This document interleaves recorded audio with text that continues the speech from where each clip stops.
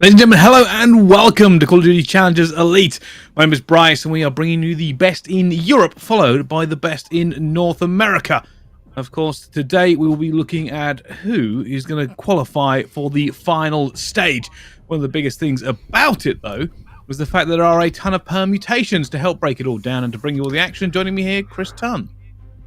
I try not to break these things down. This is up to League Ops, Pricey. I'm not going to trifle with such things. Why would I do something like that? No, Pricey. Look, I'm really excited because it gets to that final day. It gets to the point of where everything's kind of mixy a little bit, as it always has been in Europe. Nobody really knows who's going through, but now we're at the stage where we can try and figure it out as best as we possibly can. I'm not going to delve into the permutations too much. We have them all. There is a lot of them. And by the time I run them all off, you'll have forgotten everything else I've said. So I'm not going to delve in too much. We're just going to watch some games, and we'll figure it out after the first game that we've seen, which way we think it's going to go. After that, we'll figure it out. But until then, Brycey, I'm not even going to go into it. Not even doing it. That's kind of one of the main points for it, and we'll talk about it after we get past this first game. But here's what we can expect to see today from Call of Duty Challengers Elite. Obviously, we start off with Invincibles versus Team War, and then we move on to Rocker Academy versus AYM Esports. Both of those are very big games. As we get through the first few games in Europe, we'll have a better picture of what can and should happen and who qualifies for the playoffs. Then, of course, we'll take a very quick break and we'll fly all the way over to America and we'll see Ultra Academy North America versus Trash Bros, and then Whatever It Takes versus Electrify Steel. There is a ton of great games to come today, but this is how it all currently looks in Europe, and the reason that so many people are trying to figure this out. At the moment, AYM Esports leads 5-1, 17-7 map count. They're pretty good at the moment, but second, third, fourth, and fifth are all on 4-2. Very close games between all of those teams, of course. Then we have Cilio Signs, who actually, a bit of an upset considering the rest of the results, did get a win against AYM Esports. That is their only loss, AYM Esports, is against Cilio Signs, so they're 2-4. Dizzy's Rascals are 1-5, and unfortunately, Nixa XACCL has not had a good time at 0-6 ton. Yeah, there's none of them bottom three that can make it out as far as I'm actually aware. It is literally between four different teams, between Toronto EU, Invincibles, Rocker, and War, who are going to actually all make it through. Obviously, AIM are pretty good where they are right now, as far as I'm aware. I don't think they can come out in 5-1. I'd be very, very surprised. But looking at the games that are actually happening in Europe right now and the permutations, in the sense, Cilio Signs are going up against Toronto EU. Obviously, for Toronto EU, they're probably in the best spot possible because they're going up against Cilio Signs, but based on what happened in the result yesterday, I should say, I mean, do you really expect that to be the case? You never know with challengers in Europe.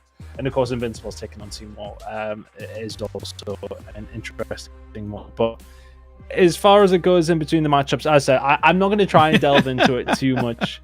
But our game that we're watching first, of course, this is the series layout. Berlin, Desert Siege, Kivu2, Picage, and Tuscan. Gav Control coming on through. We've seen a lot of teams course, but this time around we're going to get to see Gav. Desert Siege again is in there, not something we're seeing too often, but we're getting to see it now and then. Berlin to kick things off, of course. Maps 4 and 5 only needed if we get forced out. We're already ready to go. We got Waldo and Shane helping us out this week with the observing. Shout out to those guys. Done Waldo far too long, Bryson. A long time. I know all these guys. We love the observers. We do. As long as they get my rotation, they're all good in my book. That is the big key for me. But we're going straight into the action here, so you don't have to listen too much to us waffling on. Of course, jumping straight on board as we head into Berlin P1. Well, here we go. It is going to be the side of Invincibles with the better side to get things kicked off. Nelson, see what he can do down this right-hand side. Can he lock down tickets? Not quite going to happen, but best start possible for Invincibles. They're going to lock down the most of this time, as you often do get to do so when you get that spawn, and it's going to be a decent enough start. Going to be thinking about the rotation over towards P2 very, very shortly, but for Team War, this is a squad, again, we talked about it last week, Bryce, when we were here. It was a case of they didn't have the best program. They kind of half showed up, but just didn't quite have enough. They'll want to make sure they make it into knockouts next week. Yeah, if I remember correctly, the Invincibles, when we saw them last weck, actually ended up going down a couple of times, like had really slow starts on some of their hard points and had to fight their way back. Fortunately, they haven't continued that trend. They will be leading going into P2 at the moment, though. You can see Team War are going to be pushing this one out, trying to make it a hard break for the Invincibles. Hell of a hold there by Invincibles to kick things off, though. Quite often we do talk about that good side and how much easier it does make to get a hold of P1, but that is quite sensational. 50 points, pretty much uncontested all the way through, so Team War trying their best to answer back. They've been here for the first 20 seconds or so. And now making this push around from Doc's side. Can they find themselves inside the hard point? Kills are starting to come in here from War. Invincibles trying to fight back. You can see both teams just trying to get into it and make sure they get this little bit of time extra. War have done the business, though, because if they can continue contesting this, while they haven't got as much time as they would probably like on P2, the spawns are there for P3 ton. Yeah, absolutely. More than favourable. Weeman already ready and waiting. And any single extra second that they get over towards P2 is just a bonus. It is going to be Nelson. First one through the door towards fire. First one cut down as well. Weeman 7-4 will need a good performance here for his squad. We know how strong this man has been over the last few years in challenges and just over his career in general. He's going to have a stellar game here for Team War. He's going to fall though. The push is going to start coming in here for Invincibles. You can see the teams both just trying to get the right position for this one as well. And while Team War are spawning out, it will be the Invincibles with a better spawn. And you can see them fighting tooth and nail to try and convert it, but it's not really going well for them. Nelson getting cut down as well. Invincibles trying to pour through the back here, but Denzel with two in the middle has managed to get it. And reinforcements flooding through fire ton. They have somehow pushed the Invincibles out. Yeah, they pushed them out. I'm not too sure about that one from Denzel, though. Goes flying out the back. 3 of them spawning there. And you're always going to get punished. 18 seconds to play with there for the side of Invincibles. They really needed that, to be honest with you, Bryce. After the first hill, they'd had very little to speak of. Grad's actually going to slip the net here as well. So Invincibles trying to flip this as best as they can. They'll just create some issue as the rotation over towards P4 starts to come through. Gunfight starting to go over towards Team War, towards Ticket. They're searching for Grad. They will find Grad. And that's a perfect rotation in the end from Team War. Well, this is, well, they could potentially get some time here. Train not really known for giving that much, but when you are gunning, Tenza, Nelson just got completely cut down. Wardy, Grad, and everybody just dropping. And there is nobody from Invincibles who has even really been able to get a look at this site yet. And Tenza continues going through. He's on 5, he's on 6. One more for the glide as he dips out into P5. He's probably going to try and hit another little flank coming through. They're going to find him. He goes around the corner. Unfortunately, a little bit of timing pays him off. But I tell you the biggest news. Team War have held Train perfectly the entire time. They are now in the lead. If you were to take P1 out of the equation, this is a dominant first half from Team War. But Invincibles with that better spawn side lock it down so well. You have to give them credit for that, but quite often we do see a lead coming out of it for the team that do spawn that side. But since then, it has been all Team War. Nelson and Co now just trying to set up for that side of things as well as we head into that second rotation in around 45 seconds or so. Good shots coming in from Nelson. The snap, can he find the second on the Wardy? Doesn't need to. Rafi is there to help. Team War had the spawns that they want for this rotation, but they're nowhere near over towards P5. The Ticket pushes inevitably what's going to happen. Rafi falling towards fire. This could be some points. Well, both teams again pushing on to P5, but it will be Team War who are now currently in control, and they've got this spawn flip. They'll be trying to hold this side of the map for as long as possible, but with kills coming in for Invincible, they're going to really struggle to do so. You can already see the push is going to come through. They'll now be trying to take fire control and keep an eye on it on the mini-map. They'll be looking for P1. This is not really about P5 anymore. The scrap time is irrelevant in the grand scheme of things. Invincibles got huge time on P1 last time. They do not want to be a victim of it as the rotation comes in. Oh, that's actually going to be Grad here. The only one momentarily for the side of Invincibles. They're going to break through, but pushing from fire side is going to be Team War. They're going to be forced out once again in Invincibles. Looking to continue the trend of a lot of P1 points from themselves. It was over half of their points in that first rotation they managed to lock down. Maple should surely get cut down here by Nelson. He finds a second. Looks sublime from there. Wardy trying to find the push out over towards Broken. It seems like they don't want to push through the front door here, Bryce. Invincibles just soaking up this time over and over again. Wardy might be the first one here to do something about it. Finds 2. Can he find a break? Well, with Wardy trying to give them the numbers advantage as they push into towards this one, you'd think they might be able to. But at the moment, Rafi just saw a player, and that player ignored him. He's going to get cut down by Denzer as well, as Niall tries to stay alive, and eventually Team War pushed through in the end. Nelson in a 1 versus 1, and I say that as Nelson's looking at the scrap time. Big hold again from the Invincibles on P1. Basically, 80% of their time in this map. Can they capitalize as we go to P2? Huge hold again. You're very right. think 80% might even be conservative at this rate. The way that Ward kind of dealt with them across the rest of that rotation. Now over towards P2 though. Who's in the more advantageous situation? Well, it's Ward because they found 3 down.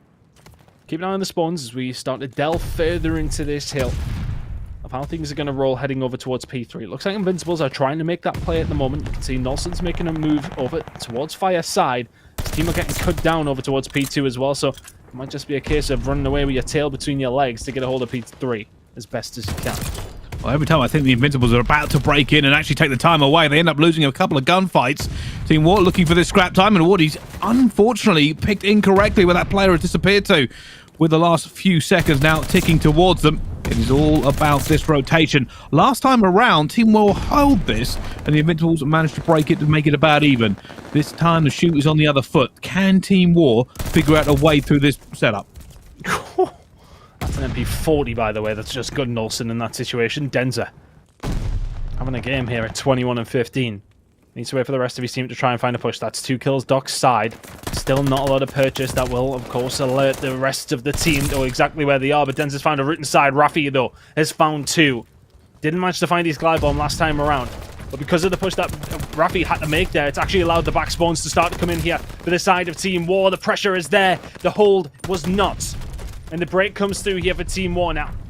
They're going to be able to get some decent time here. 25 seconds remaining on this hill. They should take the lead by the time we head over towards Ticket. Denza's about to try and hit that platform, and he gets cut down before he does. If he can make it, it would be a very powerful position as Grad is going to stay alive, just running around this pillar away. And it's now Invincibles who managed to get in for the scrap. This game is incredibly tight. Both these two teams unwilling to move an inch. But that rotation currently in the hands of the Invincibles. They're now going to be looking, seeing if they can hold off Team War. Last time around, it's probably the most time you ever seen on terrain. I think it was Team War got a perfect hold done. See if they can do it again here, because honestly, it looked like they were in a good spot once they got that clear out there, but Invincibles broke them back, so neither team really holding that P3 spawn fantastically well. Looking as if Invincibles are going to find a route through here, though. Grad 3 in a row from him, seemingly heating up towards the end of the game. We ran towards the back, though. Did find himself over towards the backside of the trains. The rest of the team are there spawning towards docks as well, but Rafi in a fantastic position just to cut them all down. There's 2. Invincibles are only 50 away.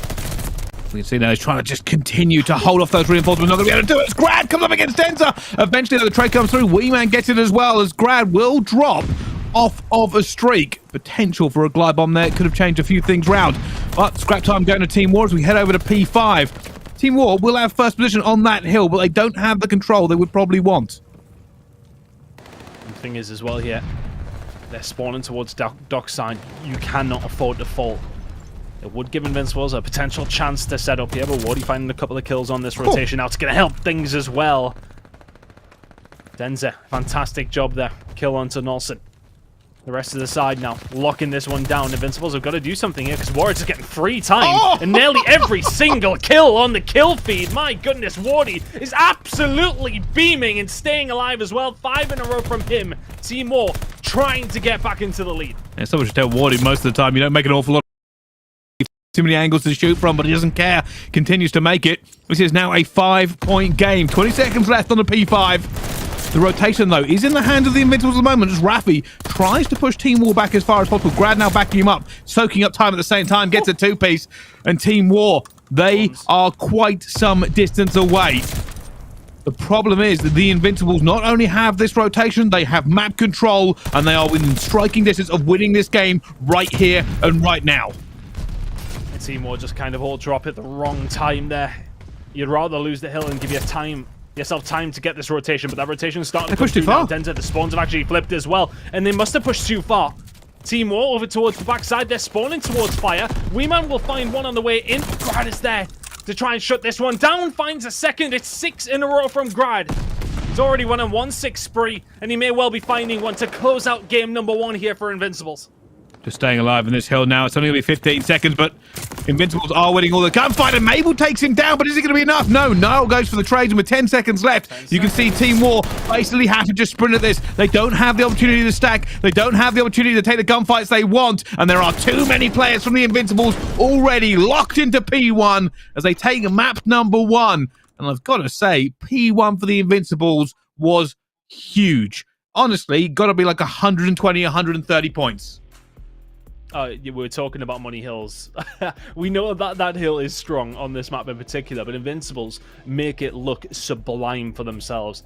Every single time it seemed like they had the rotation, and even when they got flipped there towards the end on that third time around, they still locked it in. Grad went on a couple of sprees around that point, specifically on the second and of course that final rotation. 6 sprees over towards there from one of your players always helps things out. So fantastic work by the side of Invincibles. They will get the job done courtesy of that P1 hold. And from there, it's kind of about just holding on. I think for the rest of the game, if you can just sort of stay in touch, it makes it so much easier when there's one hill in particular that you're finding so much time on. Well, it's been a couple of teams, actually, of recent memory that have held P1 to just devastating effect. Obviously, getting that kind of first rotation for the Invincibles was crucial, but the fact they did it 2 more times on that hill, and even when they ended up pushing out, there's an awful lot of pressure coming through, and they just funneled Team War in the end, who just realistically just didn't have the time to set up the kind of break they would want to. They would probably want to try and break through Ticket, set up, play it a little bit slower. Unfortunately, the clock is the biggest killer in Call of Duty, and you just cannot ever win that gunfight. So you can see at the moment, Invincibles take a big lead coming through, but I will say some standout plays from quite a few players in the end. Denza for Team War obviously stood out with a lot of 2-paces coming through over and over again, but the Invincibles, their slaying game was also on point. Rafi, 33 and 25. Yeah, 3,800 damage nearly coming out from Rafi. I just want to point out that final rotation. It was looking really, really good from Team War. That P5 hold was very, very solid from them. But then when you all fall, when there's 10 or 15 seconds left to go, you give up control, you spawn far away from the next hill in that situation. You've then got to fight your way back through P5 to stop that scrap time going, which is then another couple of steps before you can find yourself inside of P1 once again. So it's a tough one. It's one of those times where you really can't actually afford to fall. A few of them do so, and it just makes the job that much harder when it was becoming a likely story that they could have come back. So that's a tough one to bet for the side of Team War, but heading into Search and Destroy, which will be coming up next, of course, and Control, they'll be wanting to turn this one around. Invincibles looked a strong team last week when we were casting over them as well, Bryce, didn't they? So interested to see how they do get on today.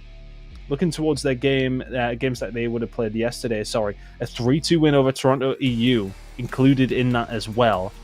That's a big result from them. That's only one of 2 losses that Toronto EU managed to get a hold of. Of course, Toronto EU, we haven't seen them personally on our side of things for the broadcast.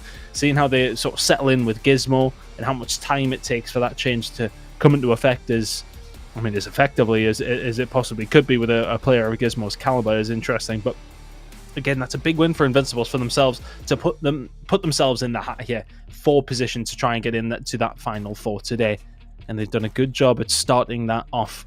The final game they have here up against Team War will be a huge win for them. Yeah, it certainly wouldn't.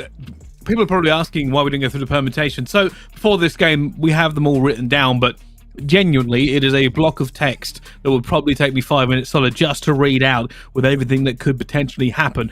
One thing I do know is that this is a very big game for the Invincibles. They do have a tiebreaker against Rocker, and they have lost that tiebreaker, so it does put them in a slightly disadvantageous position. Also includes stuff about the Toronto game, and that's just for the Invincibles. Team War also have their own laundry list of things that has to go either way for them to get through here. But essentially what we're watching is make or break games, because these teams won't know what's going on in the other games until theirs is done. And let's face it, you don't hope that another team wins or loses if you can make your own fate. If you can just take the win here without having to rely on things like that, then you do that right now. So I feel like this almost feels like an elimination game to me, Ton, with the teams really feeling the pressure.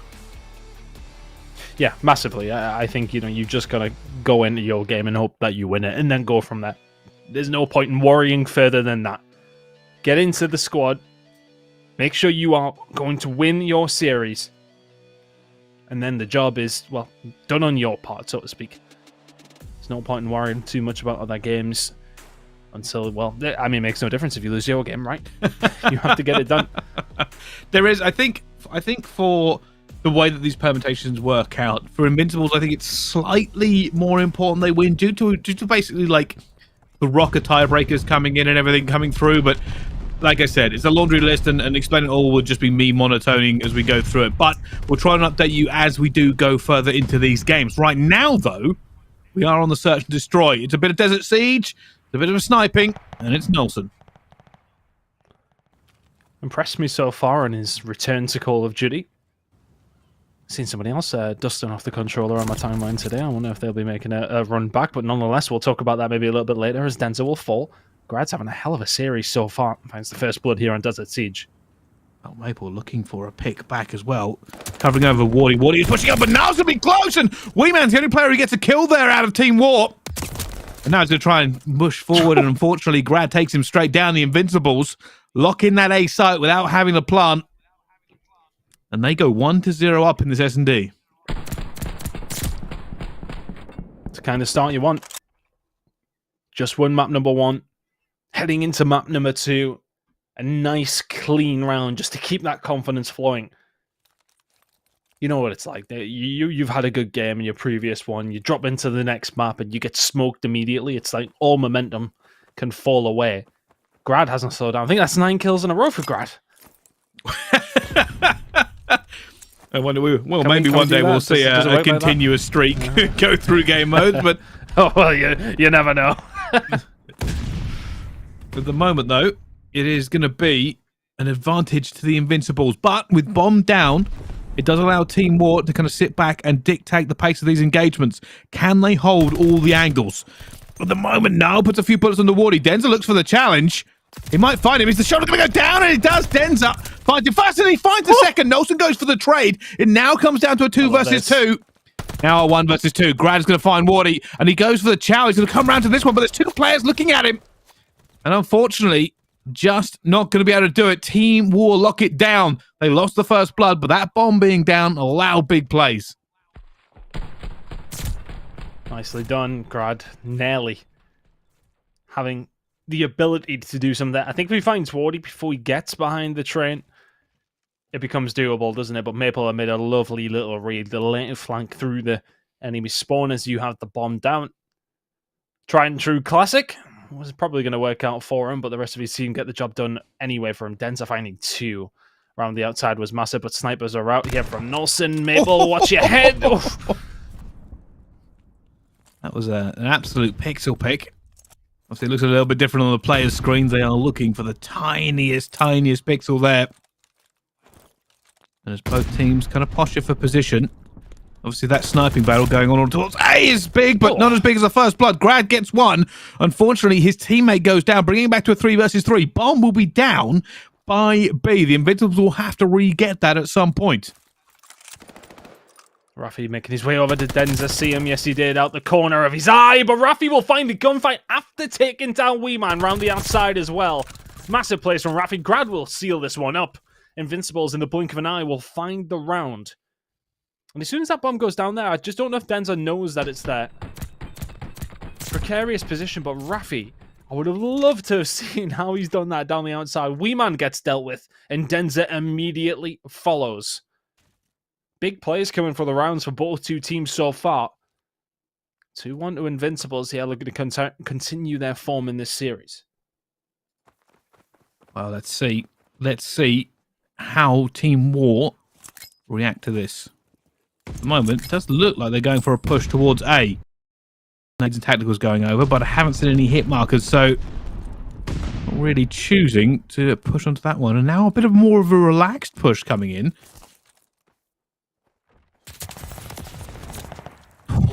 Denza, I think he's caught a grenade there on the opposite side of things as well. Wardy going to get caught out. Grad, very aggressive on the defensive side. He pushes up, finds the pick. Denza going to fire a few shots back. I imagine there's grenades inbound on Grad here, but Nelson will find a kill on the Weeman. Maple onto Niall. Trades going on all over the place here, but it's a 3v2 in favor of Invincibles. Invincibles, though. Rafi, once again, he's 3-1 at the moment, and he is hunting, desperately looking for these players, and he'll find the first one. That second player is coming on a little bit of fire by the sounds of it. Maple now running for his life. All the way around. Hoping to try and bring this down to a 1v1, and maybe timing here just not paying out for him. Maybe one out. It's going to find Nelson. Brings it back down. And Nelson versus Rafi. Sorry, Maple versus Rafi. 15 seconds. Can he get there in time? I don't know if he can. I don't know. I don't think he can. He can either. No. All that He's work. going to make sure that... I mean, is Rafi going to check this? Probably not.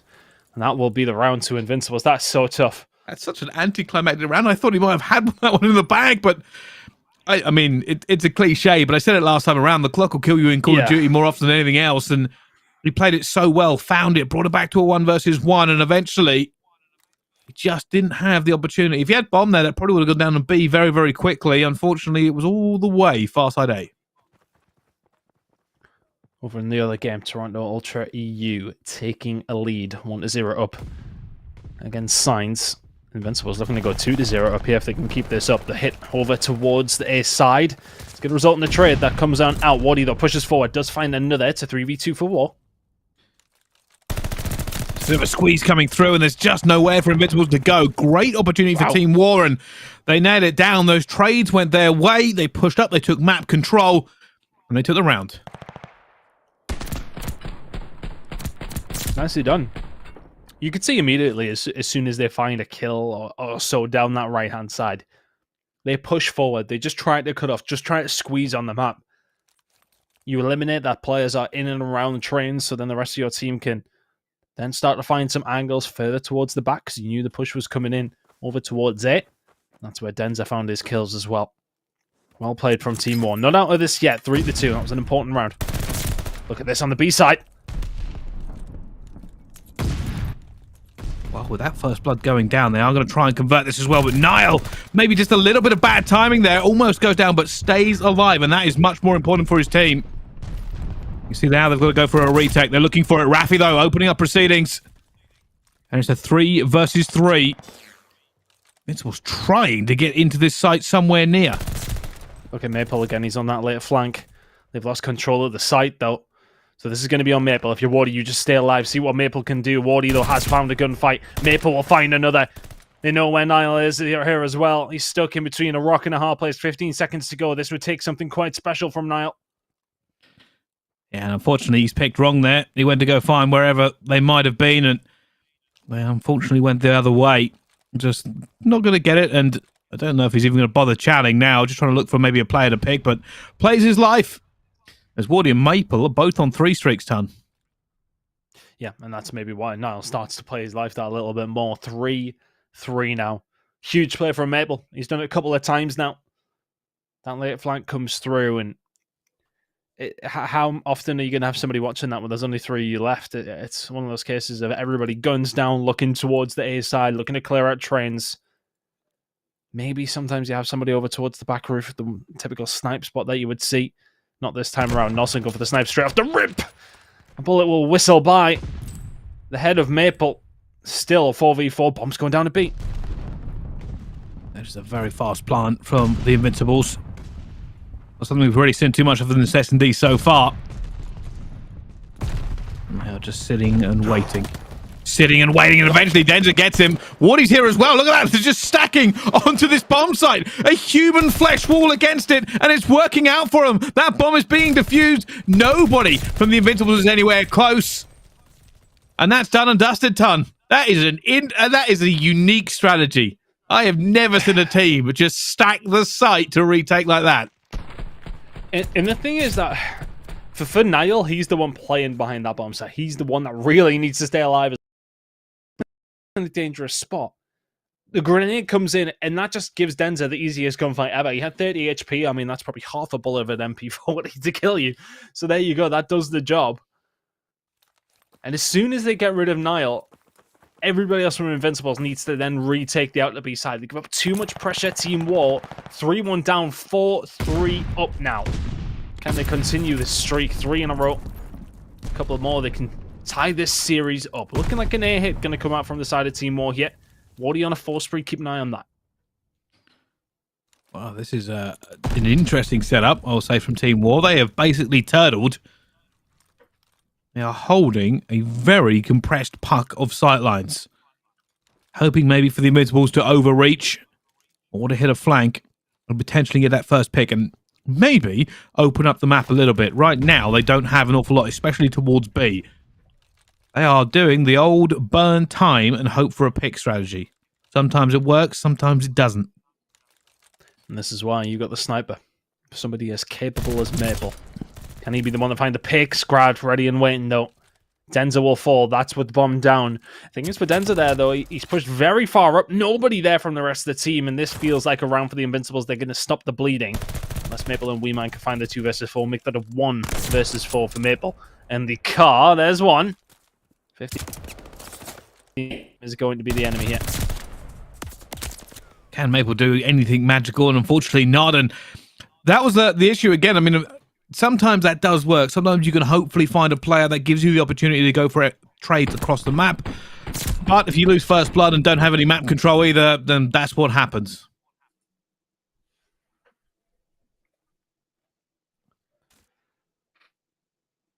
Into the next round, Maple did as well as he could there. So hard to separate these two. At the moment, which way is this push going to come? It's been mostly down towards the A side. Aggression coming out from Team War. Palace control for them. Grad might be in trouble here. I'm surprised Denza hasn't actually smashed out. Either way, maybe doesn't see him. Plenty of players around him. Grad's got a lot of work to do here. Slow and steady. There is no opportunity for a trade here if he gets caught. Did he see the gun of Woody? It's always hard to tell, and he is going to find him. Does take it down. That's first blood to Grad. The Invincibles looking to convert on this. Heading towards A as they do have the numbers. Grad just paying patiently. Plenty of control over towards the Palace side. Weeman will answer back with a kill with a push round from B. That will slow things down, but this could be huge. Grad will find another inside of Palace.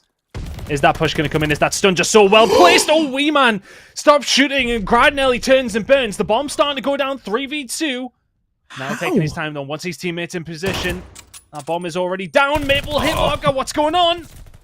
I'll tell you something, Team War have had the worst possible luck this round as well. Weeman, though, trying to answer back for it, but he's going to be pinched. It's only going to be a few seconds. He sees now as well as now. Tries to get away from it. And his teammate eventually, Grad, is just going to be here. And he did so much work to get that one done, and he went for the faster fuse. Team War, though, I've got to say, there was some bad luck on their side. They almost had that kill over towards B, and then they get a hit marker as well. To turn it around at that point was truly incredible, but unfortunately it just wasn't enough. Grad currently 11-6. Just having a great series, isn't it? Can he continue this, though? He had a lot of luck over towards Palace. And when the feeling of confidence is flowing, sometimes things can get aggressive on the defensive side of things, but looks like Invincibles are, well, going to maybe overstep. Rafi will fall, but Nile will trade it out on the other side of the map, 3 versus 3. Well, they are looking again to try and make some sort of big play for this, and Woody actually just holding his nerve. Nile putting some bullets down. Eventually, he has to try and get out of there, though. And that bomb is in no man's land. Neither team willing to really push up in that area. Now, Weeman, though, it's a little bit of flank, and Nelson does go down. Team War have added an extra little bit of spice into this mix. Now they have to deal with Weeman. The problem for Team War here is that that bomb is right underneath the nose of the actual bomb site. But do they know it? No, they don't.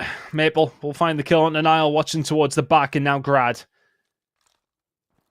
will spot one. Gets the info. They haven't seen him cross here either. There's one kill. Does he know the bomb is down there as well as the gunfights start to ensue? Maple will start to make the push. Grad, can he find the shot? Good movement from Maple. Round 11 we go. Well, it's a good attempt. Genuinely good attempt from him. And that gunfight comes down to it, and just the hip fire of Maple ends up winning it as they basically butt heads in between the trains. And of course it comes down to this. 5-5 between these two teams. We have the Invincibles on the attack this time. Team War defending.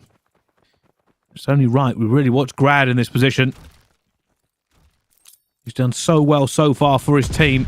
They need another big round out of him. Right now... Passive player. Yeah. I say right now, the Invincibles probably feeling a little bit of the pressure ton. I think both teams are. I think a lot of reliance for Team War here is on Invincibles getting a little bit aggressive over towards that A side. The Invincibles ready and waiting for what was a push that never came. A minute to go. First blood is going to be absolutely massive. Maple, the sniper is away for round number 11. It's business only with the automated, but look at this position for Wee Man. There's one, there's two. Just wonderfully well played. Slowed it right down. And Invincibles get punished. They do, and they don't have an awful lot of time to make anything else happen. Look at them. Tight-knit unit. And it can be grand. He jumps out in front of 3 people, and it's going to go down. Team War bring this back to a 1-1. Unreal scenes. Yeah, and to be honest with you, I love that from Wee Man. It's slow, it's passive, so he's just very slowly but surely cutting off areas of the map. When you push down that B side, there's so much you can see. You can see basically all the way to trains if you can get there uncontested. And typically, if he's playing over towards B, he'll be over towards like the mound or something like that. He won't see anyone towards the back, so he'll think to himself, right, okay, I can push up here. Starts to push up, see some people starting to make their movement over towards B, and it is curtains for Invincibles at that stage.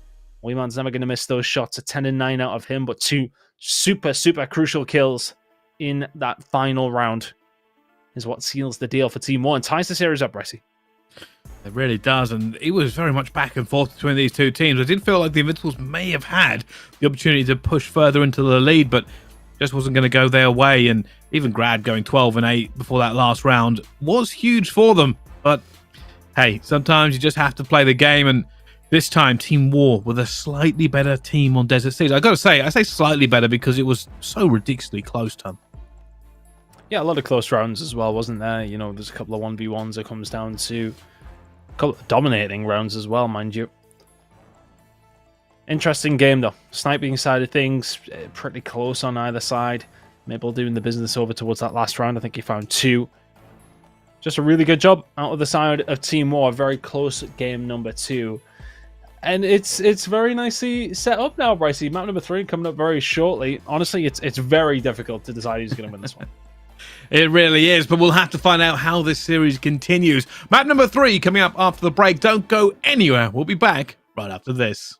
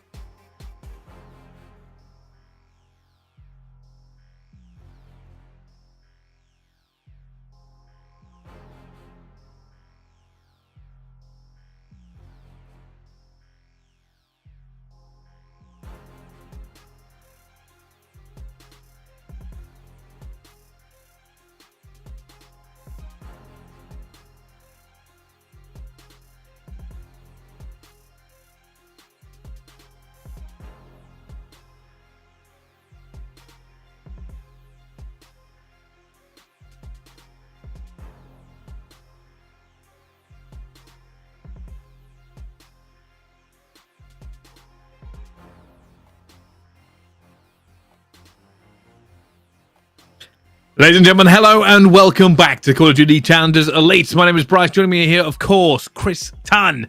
And as we go into our next game, we are looking forward to seeing how this series progresses. At the moment, the Invincibles versus Team War is all tied up 1-1. A very big game in the scheme of things, Tunn. Yeah, huge game for both these two teams. As I said, the permutations are there. It's a long list. It's a long list that I'm not going to look through. We'll try and figure it out after the first games today and then see where we are from there. But the series is now tied 1 apiece. Team War bringing it back in that search and destroy. It goes all the way to around 11. Over to control we go. Gonna need the ARs to be very, very strong on this side of things for both two teams. And if you had to highlight anybody after that search and destroy, it would be Wee Man. A great game out of him. He's the one that finds those 2 crucial kills in that final round to send us to this map number 3, all tied up. Which way is the control going to go? It's looking like it is going to be a big beat hit coming out from Invincibles to kick things off. Sitting all the way down here, looking for it. Almost picks off Grad as well, but will get taken out. And Invincibles trying to make this B push work, but they are not winning the gunfights.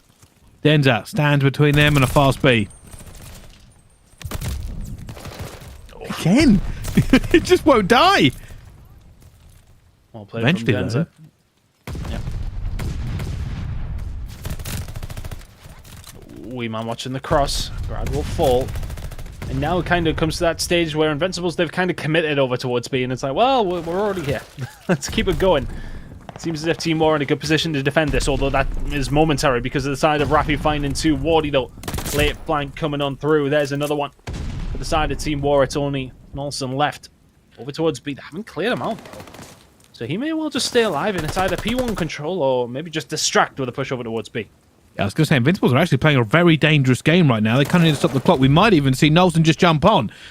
Because otherwise they get no ticks. And as we know, ticks basically dictate who could potentially get the round number 5. So Nolson is going to do exactly that. It's going to eventually go down, though. But his teammates are alive and towards A. But with only 13 seconds left to do something, Maple is trying to be an issue. But Wee Man socks his own teammate with a grenade. 7 seconds, they now have to push through. Grad looking for him. Nolson pushing at the same time. Wee Man's going to be there. Eventually, a big trade's going around. Invincibles do manage to eventually get on this point. Yeah, that's 2 or 3 inside the point. Yep, that was cutting it close. 2 inside the point. They need to be perfect from here, though. Lives are completely even. And if you're Team War, I don't know if you overstretch for this. Progress is going up quickly. Don't necessarily give up too much here.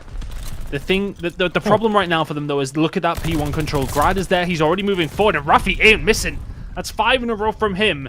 Just locking down the map with the auto. Those extra 5 bullets helping him along the way. Grad put up the push over towards B. It has to be good. They must not challenge Rafi, by the way. They absolutely have to play around him now. If he gets a glide in the situation as it currently stands, that is going to give Invincibles everything they need to convert this potentially. Rafi waiting on 1. The rest of his team stacking for this. If he gets it, good chance he calls us in straight away. Grad will find 1. I think he will call it in straight away, but the rest of his team then starting to fall. There you go. Grad will fall, but is that going to give Rafi the opportunity? It is. He finds the glide. The rest of his team fall. Yeah. Will take care of Nolson as he finds his way out, but there you go. Only 7 seconds or so left, Brycey. That's it's always tough. Never going to find your way there if you're Invincibles. But I suppose you can take the caveat of that glide bomb. Yeah, glide bomb in the pocket regardless, but obviously if you wanted to use it, you needed teammates to stay alive, and that's probably what he was hoping for. And that could have been a potential push, but I'm not gonna throw it away, because realistically, a glide bomb on defense is even greater. Because if you have something on B, then you can always try and get them off very, very easily without having to push bodies towards it. So a little bit of an advantage for the Invincibles on that one.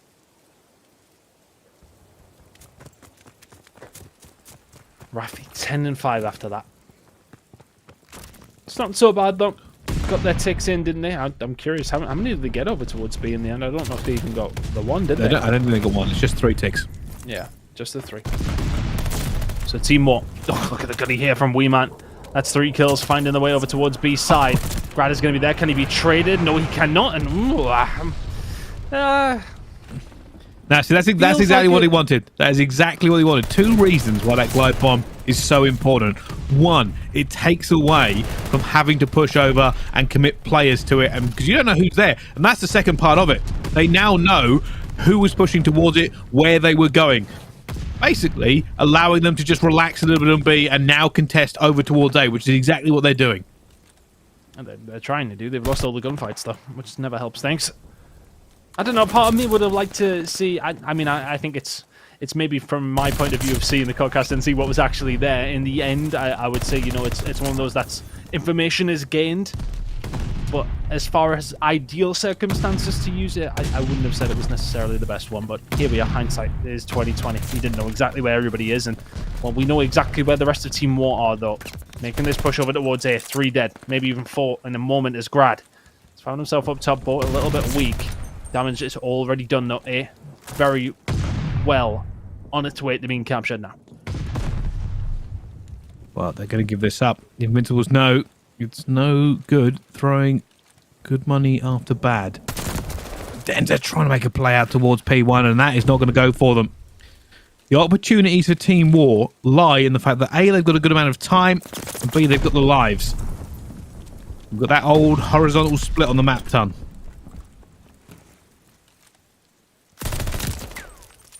Oh, good hold from Invincible so far. You can keep this up though, Bryce. Looking at the lives, it's a dangerous spot to be in, but Maple has lovely sounding hit markers in that scenario. Rafi's going to get caught here as well. Wardy pushed up towards green. This is a dangerous position for Invincibles. They need to win a couple of gunfights that are not in their favor. Bit of a turtle coming in, and Grad somehow wins that gunfight. That relieves pressure. The Invincible still holding. Wee Man pushing forward. He's going to find Nile as well, as Nile goes for the wide peak. And with 2 down, this is now dangerous. Team War could start putting a severe amount of pressure on. Wee Man's going to go for that first light, but we know Knowlton's going to be waiting. How do they break the deadlock? Well, number 5, Wardy, will be their ace in the hole. Finds the first. Slow. Looks for the second. And they are trying to win a few gunfights. They now want to be. The rest of Team War swinging in for this one. Oh! We praise Grad, but those shots are a little bit windy. 5 spree from Maple. They found the way through the front door, but for Invincibles, it needs to be 1 clear if you can find it. But Wardy's going to find 1. Nonson's the one who can answer back with 2 of his own, but with only Rafi and with only Nile left, if they can get rid of Wee Man here.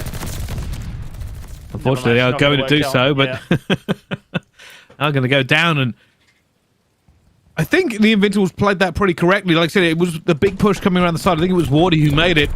It just broke their setup and allowed the pressure to come through. And then, unfortunately, if you're Invincibles, if you don't win a gunfight after that point, which they didn't, there's nothing you can do to stop them. They just piled through, even with all the cuts being held. And it's not been a good time for the Invincibles. They are now going to go on to the attack. They didn't get an awful lot of ticks first time around, but they have an incredible job to do on their second offense.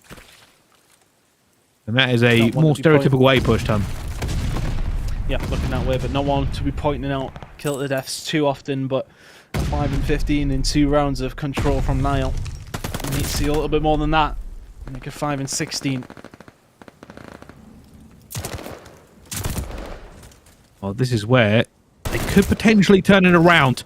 3 already down now for the Invincibles. They are going to start capturing towards A. This all comes about mitigation. Stay alive, get the time. Do not get farmed off that respawn. Keep an eye on number 7. Wee Man is pushed up. I think Knowlton's going to come into conflict with him. Denzer already punches his way back into the boat. Wee Man is looking to cut off any reinforcements that come through. And unfortunately, the Invincibles are losing gunfights again. They are getting taken down. Rafi and Nile, though, answer back. They have got to be careful because a spawn trap is looming on the horizon. It is, especially with the position of Wardy here. He's in a good spot to maybe punish them on their way in, and all the rest of the team there to clean them up, and then Wardy can do his job. Is he going to get caught, or has he just actually stepped in there? I love the aggression that's going to come out. They want to make sure they lock down A as best they can. Nolson doing a good job on the attack, but not good enough. Now, B-side is open because of Wardy's push. I wouldn't have minded them just staying out there. You maybe feel a little bit useless, but you're doing your job by getting the information that there's nobody over towards B-side. Combine over towards it. 15 seconds to go. This has been a whitewash, Brycey. It really has, and Maple on a killing spree now, and he's just having fun with it, same as Wardy, bouncing around the map, taking names. And I was not going to finish that because it is a bit one-sided, and I said it was looming on the horizon. Team War lock Invincibles up and throw away the key.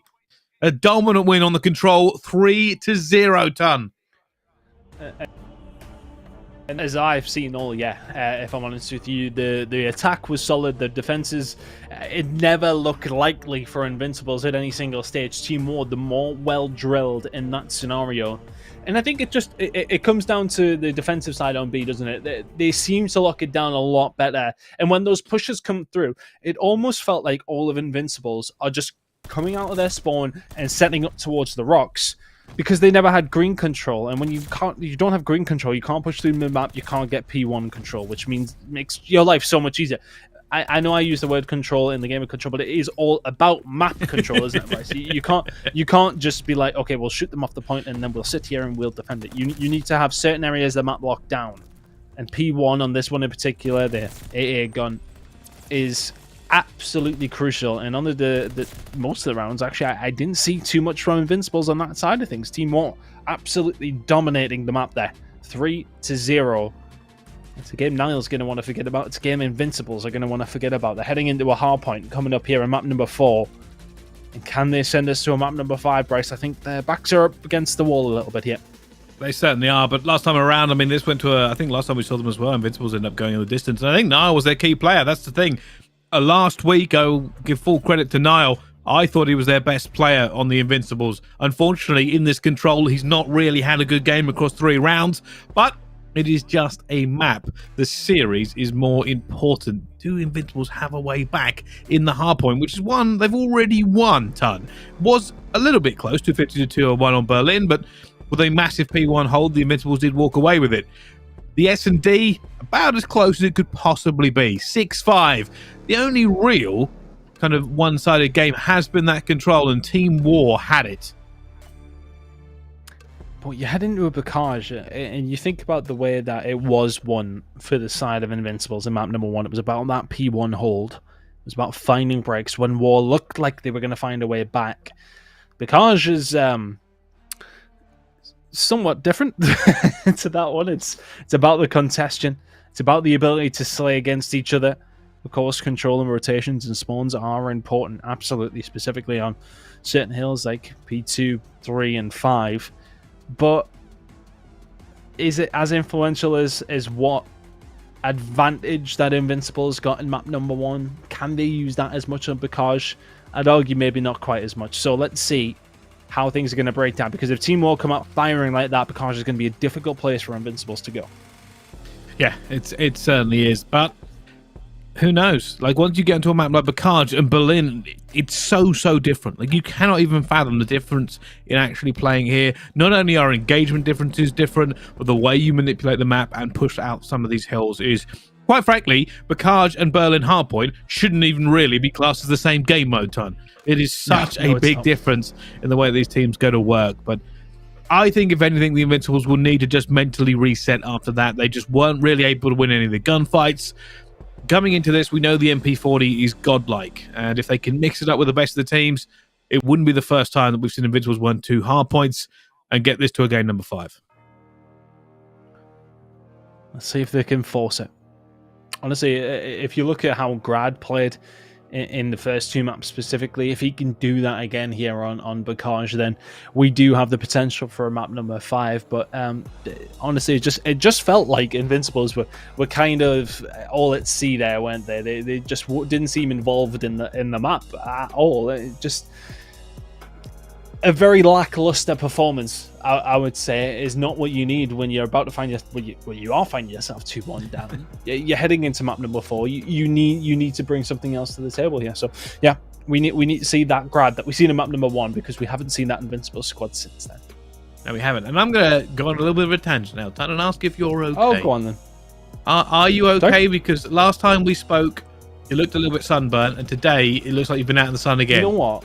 You need to stay out of the... I know the sun has come out in England, Ton, but you need to stay out of it. I'm gonna say that it looks a lot worse on VMix than actually. Oh, sorry, VMix is the program. Nobody knows what VMix is. It looks a lot worse, actually. I am actually going to prove that.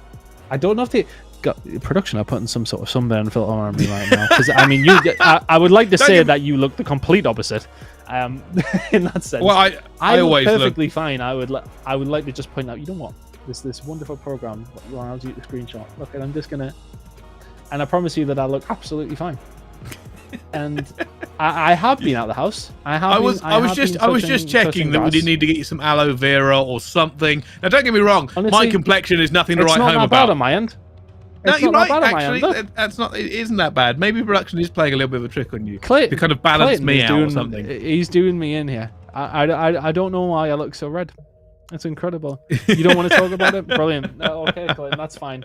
Just allow everybody, and Bryce included, to think I'm sunburnt. I'm a man. I look after my skin.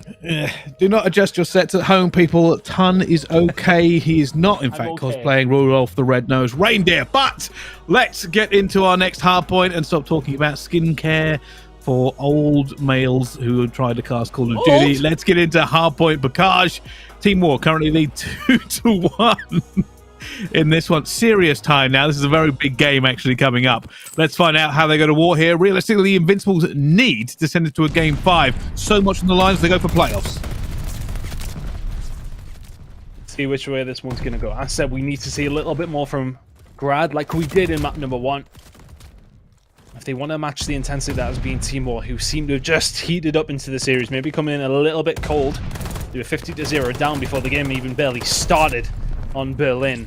We see a different game here from themselves on Bocage. It's a good start for them. Looking to try and get a hold of these spawns as best they can. Wee Man is on a tear, and now will find a kill, thankfully, for his team. But the breakthrough seems to be there for Team War, putting the pressure on to try and get a hold of these spawns over towards P2.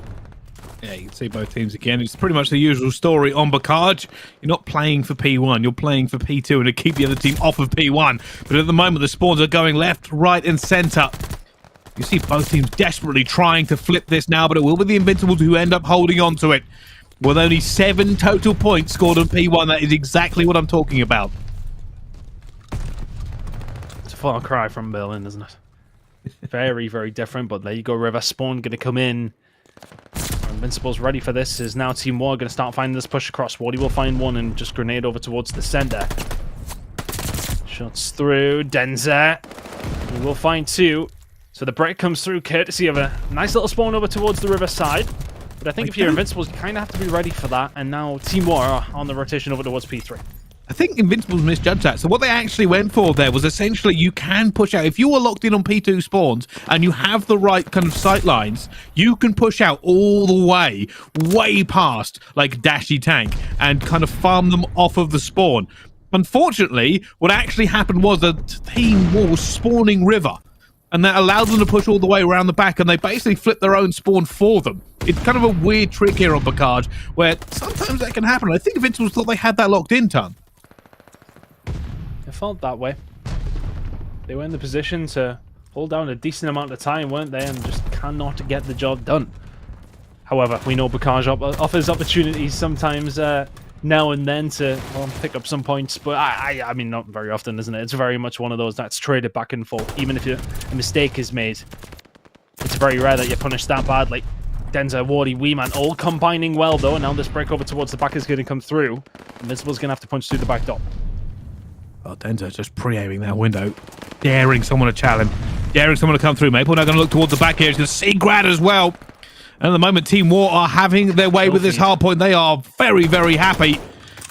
We're just pushing them back into the spawn. It's a huge 4-man hit, though. Invincibles are going to hit this in force. Looking for it. Maple stands in the way, and nobody's seen him so far. It picks up Nelson, looks for another player. Has he called this on the ground as well? He has! Maple, with the awareness, eventually just picks up the Invincibles flank coming through. Only Rafi is left alone of that original push. And they have been shut down. Nile towards the back, and they know he's here as well. And somehow he's alive, but eventually Maple takes him down at the same time. Right now, Team War are ticking every box. Yep, sublime transition, but Grad is here to maybe answer back. Invincibles haven't been at the races so far over, well, the last 2 maps. I think the second, I should say, sorry, would maybe be a little bit harsh with a 6-5 loss, but is this maybe the time for them to start to wake up? Because a 50-point lead on Bocage is not something to be sniffed at. Team War just seem to be finding everything, although you say that as a kill feed then lights up blue and not red. Wee Man. Not sure he found the second one there, but Invincible's still in control. Kinda. They need these points, but we are off to River. And this can be a pretty strong hold for a lot of teams. Especially for a team slaying like they currently are. Team War holding on for this now. They'll be looking to strengthen their lead in a considerable manner. Invincible looking for the gaps. They know players are going to be here as well. Wardy stands against them with guns down too. That flank has disappeared. And only Nile remains, but he's all the way mid-gate ton. Oh, never mind. Break it down. My word, Nile. 3 of them come his way and he deals with all of them. Nelson and Co now have a little bit of purchase over towards the site. Wardy and Co maybe having to fight through Grandmas as Grad now looking for a little bit more control. That lead is still around 40 for the side of Team War, but the time is coming in here for Invincibles. We're heading over back towards P1 in just a moment, but Invincibles, from what looked like a terrible situation, may still find themselves behind. But is it as bad as it could have been? Probably not. Scrap time means War lead into our second rotation, but it is the old story. Back into P1, back into the blender. Fighting over P2 control, you can see Denza spawns towards the back as Rafi is already here, ready and waiting. He's the only one that he will have to deal with for now. But our team are going to concentrate their resources and get rid of Rafi. Rafi is still over there, and they're still spawning next to him, the poor guy. Just thinking, oh, I'm trying my best to lock the spawns down, guys. Please help. There's so much you can do as Team War continue. My word, Wardy. Eventually, though, Team War get them to it. I was going to say, again, they're kind of proving my point that a lot of people don't really play for P1. It's about keeping the other team off. But with Team War locking this down, this is what I was talking about. You can start pushing this out as long as your team have those spawns locked in. And Wardy are now going to be looking for any challenges. Nelson, I think he got it. Did he get the? Did he get it? He got it. Number 7. Wardy locks that in, and that could be influential. You talk about the rotation over towards 3, 5, locking down 2. And for all that time that we say typically doesn't go over towards a squad over towards P1, Team War have extended their lead. They have P2 control, and they're looking to close the series out in 4 here, Brycey. Nelson, the man who can make a play, looks for the players on barrels. He knows he's there, but Maple says thanks for dropping into my gun sight. And now they're going to have to try and make a move here. The Invincibles looking to move strong all the way through open field. You can see they are applying pressure in bits and stabs, but unfortunately they're not winning a gunfight, and they have been wiped. And this is what I was talking about as well. Here comes the pusher. They are now just gunning them. War are going for it. Rafi's going to go down to Denza as well as they just push the tempo on them. As soon as that wipe comes in, you can push P2 out farther than you can think you can. And the Invincibles are staring down a barrel of not making playoffs. Is there a way back? They will have river rotation, but not a lot else.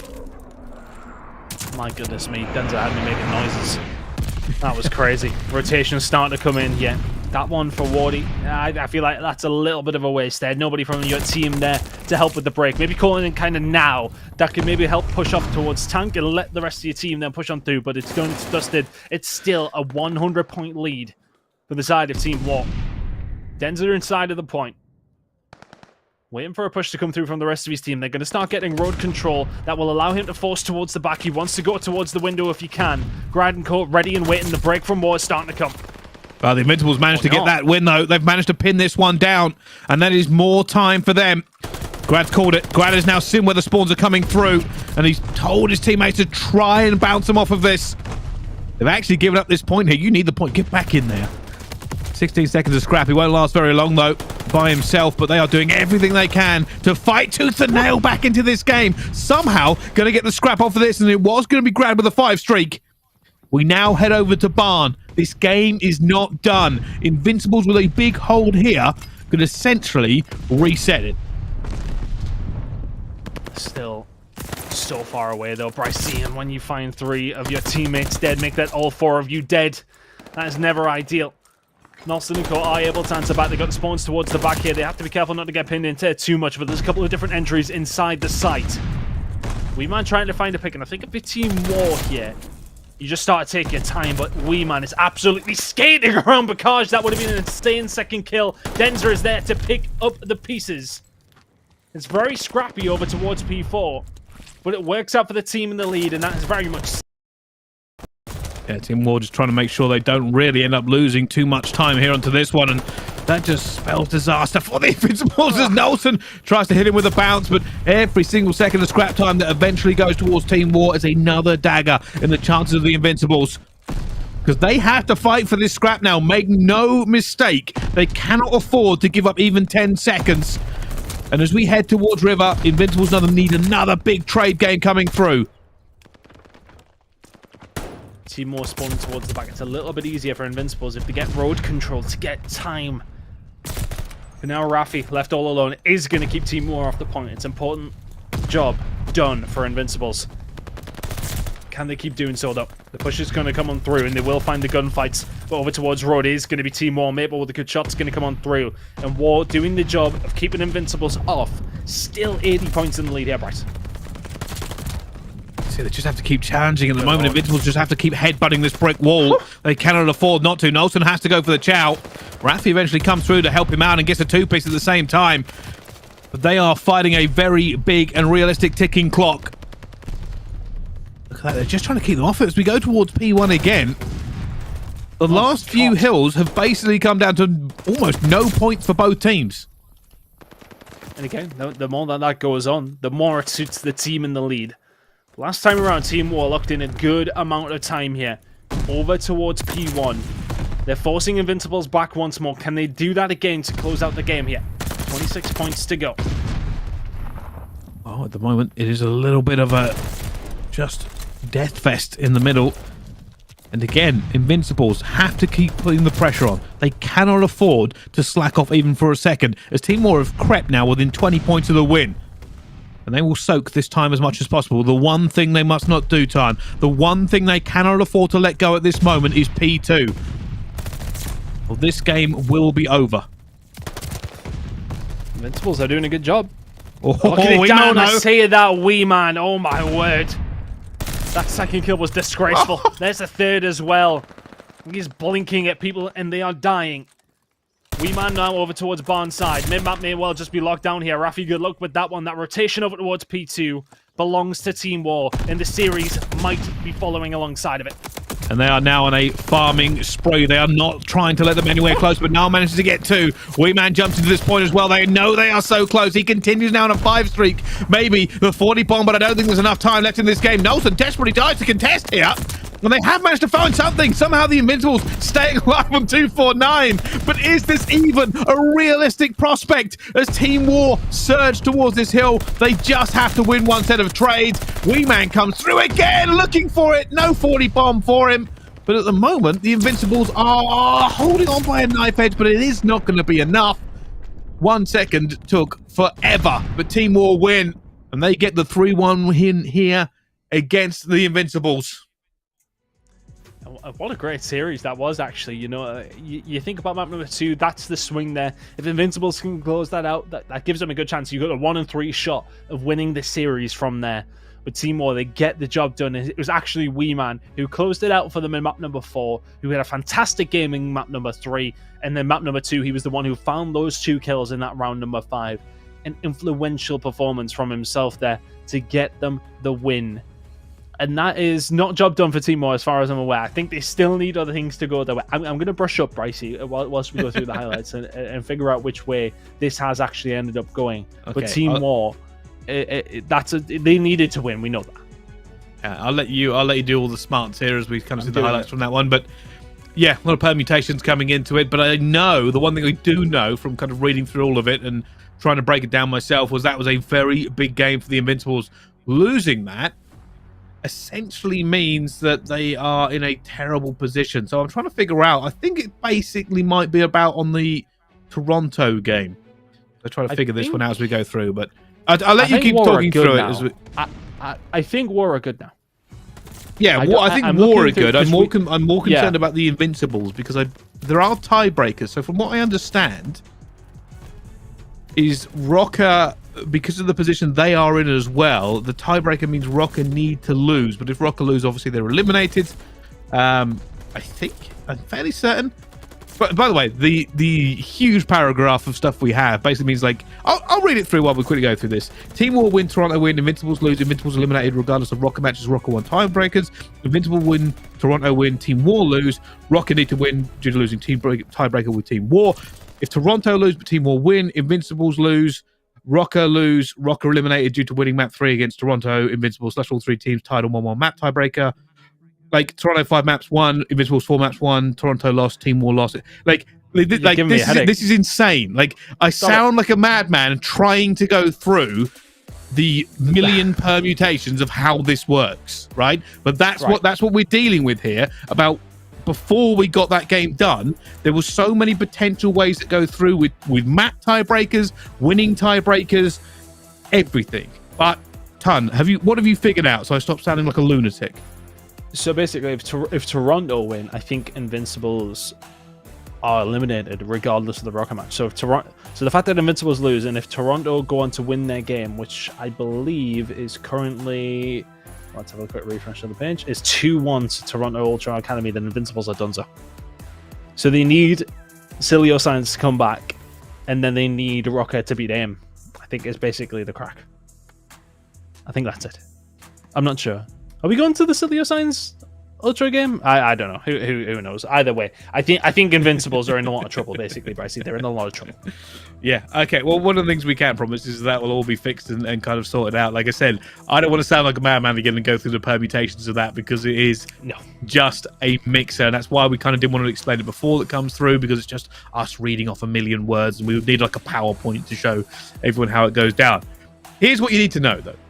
You need to win your games. Don't lose your games, all right? If you are a team on that bubble, winning today is the single most important thing you can do.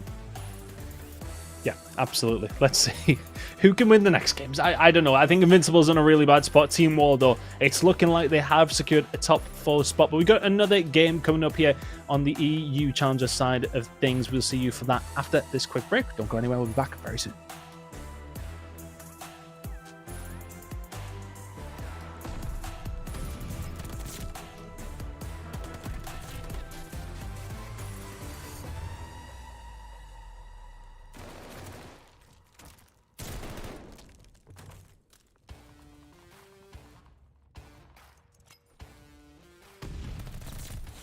Exhausted, I needed the energy, needed a pick me up. I'm in your movie, but this is my cinema. I got a power, I'm built to devour. Anyone coming against me, I tower. I don't care in the pressure. Some of y'all leaving here in the stretcher. Took my time to go and get better. I was reading in the red letters. Ay, hit me with your best shot. I got time today.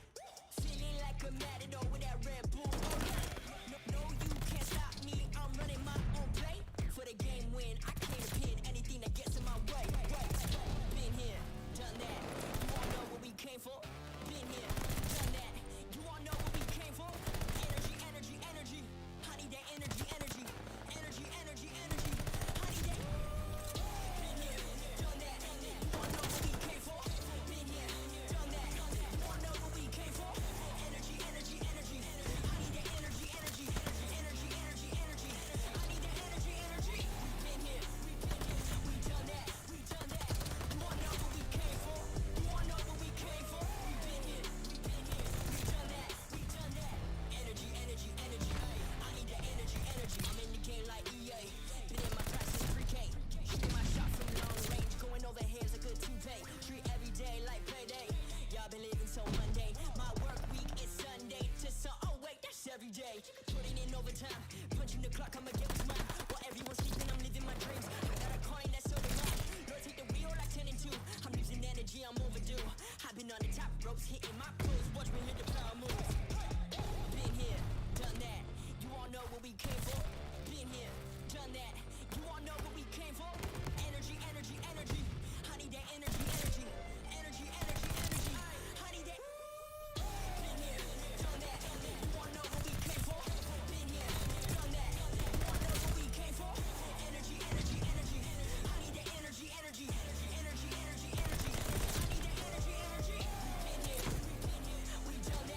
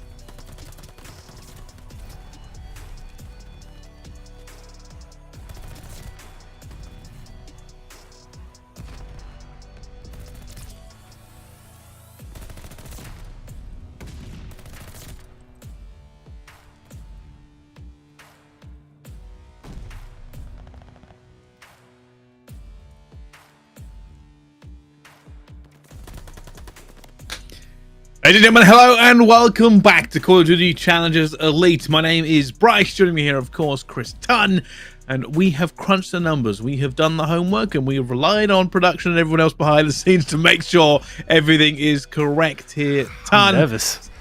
So, Tunn, you can reveal exactly how everything's gone down. Thanks.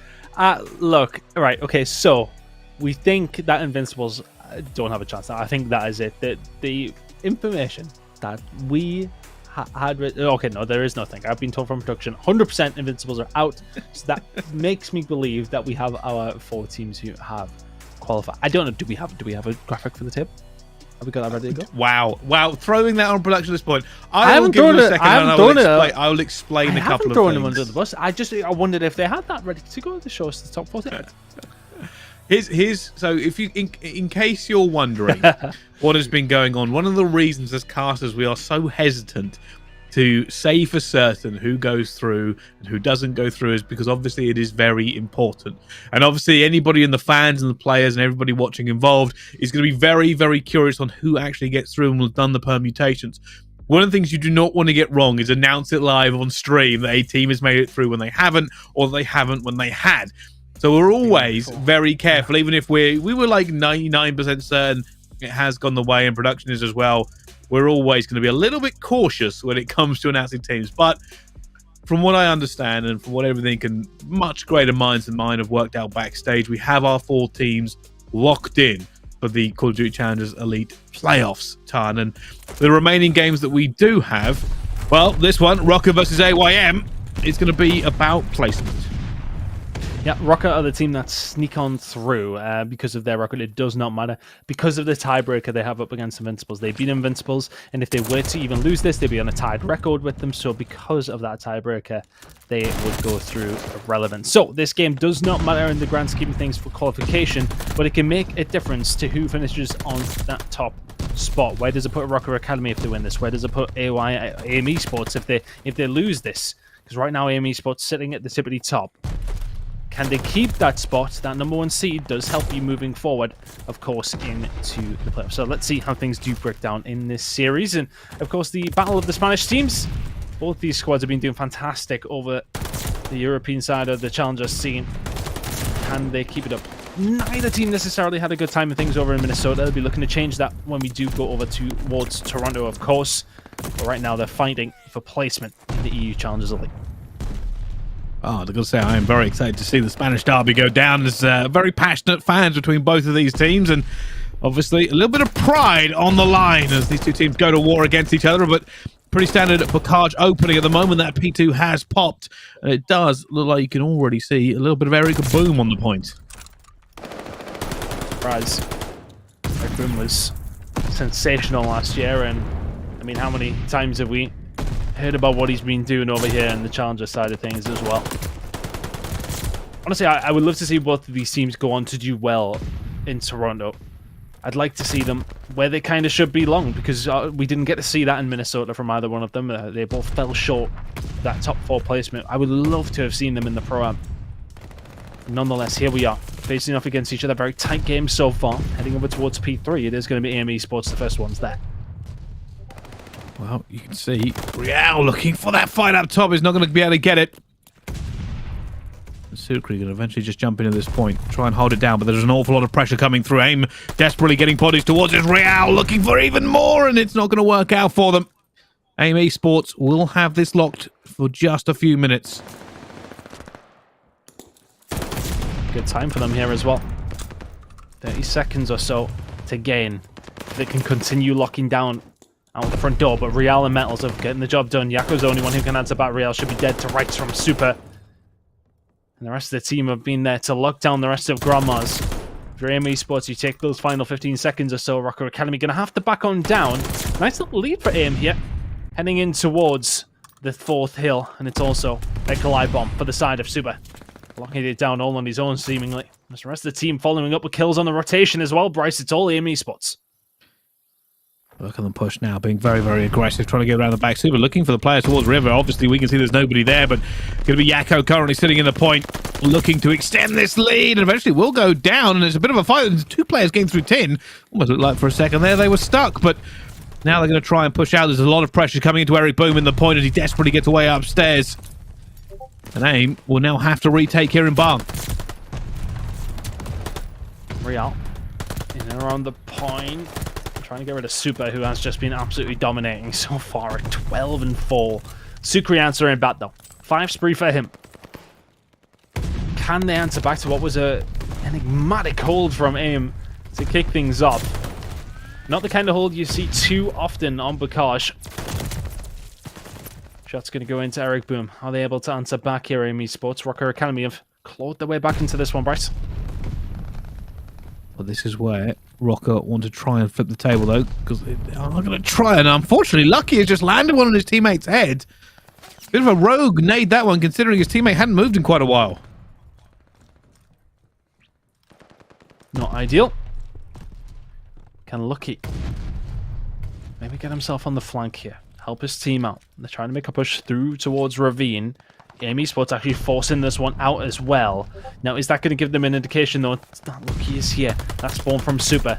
Seems like the AIM's going to go towards that side. Is the trade going to come in here for Lucky? Still staying alive, still being a nuisance. Will eventually get taken care of. Super, 15-5, 16-5 from him. Is that going to be number 17? Yeah, well, Nelly. It was his teammate that he eventually felled, but AIM Esports still not able to get much control over towards Riverside. Rocker Academy have done really well to bring this back for us.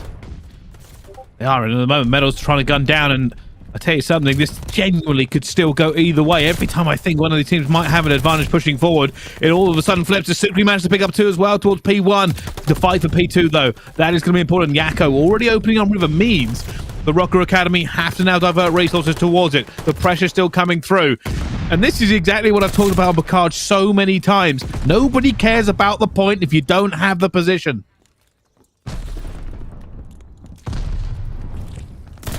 Really, I mean, they need to get rid of Lucky here. This is their problem. They could jump onto it. They're in a good spot to try and force that rotation over towards P2, but not if Lucky is here. And beaming like this, the third would have been sensational. Yakko's the only one who can answer back now. If it AIM Esports, they're going to get forced back here. Rocker Academy pushing through Grandmas, forcing them away from that P2 spawn. But the kills are going to go the way of AIM. Are they going to be able to find a way out? Well, this is the crucial part of it. Keep an eye on that mini-map. Keep an eye on Eric Boom.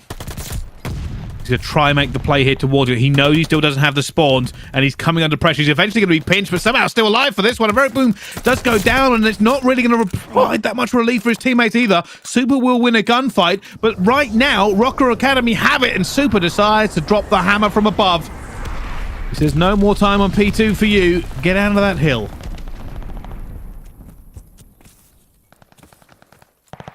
P2 time. Being still locked in. The side of Rocker, but Super coming around from behind. There's 1, there's 2. He has been a thorn in the side all the way through. But for all that, he is 26-10. Rocker Academy spitting distance right now, about to take the lead. It's quite the turnaround, and if anything, they're in the better spot here for P3 rotations coming in 20 seconds. Sukri in a 5 spree. Spanish Derby living up to its name so far. Is it like the E Classico? You can't really say it's the same, can you? Because I suppose it's the E Classico The Vamos from the El Clasico. The Vamos the Clasico. E Clasico is developed from the El Clasico, which is a Spanish football game. So, if anything, is this not more the E Clasico than the other game? Obviously, I'm just going to call it the Vamos Classical because I love when Spanish fans spam that in the chat. There is nothing more entertaining for me. But speaking of entertaining, Rocker Academy are entertaining, trying to extend their lead, and you can see the pressure coming through from AIM is not doing an awful lot against them as they keep winning gunfights. Medals gets 2.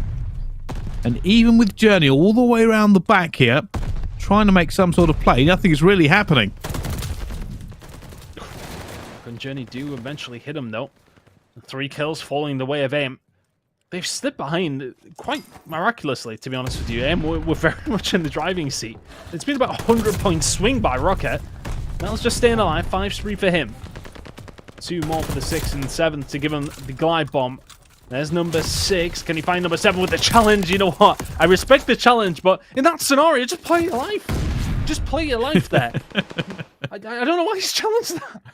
Yeah, a bit of a long slide as well. Wasn't really going to be cut down. And Sukri's going to go down to Journey, and Journey's going to get cut down in response. Doesn't see that player underneath him. There's As we head in towards Barn, Rocker Academy do have the lead. And they are winning so many gunfights all over this map. Medals being one of the key catalysts. And you can say that, I can say that. He's 26 and 27, but recent form for him has been superb. He's going to fall to Eric Boom, though. Rotation from M starting to come on through.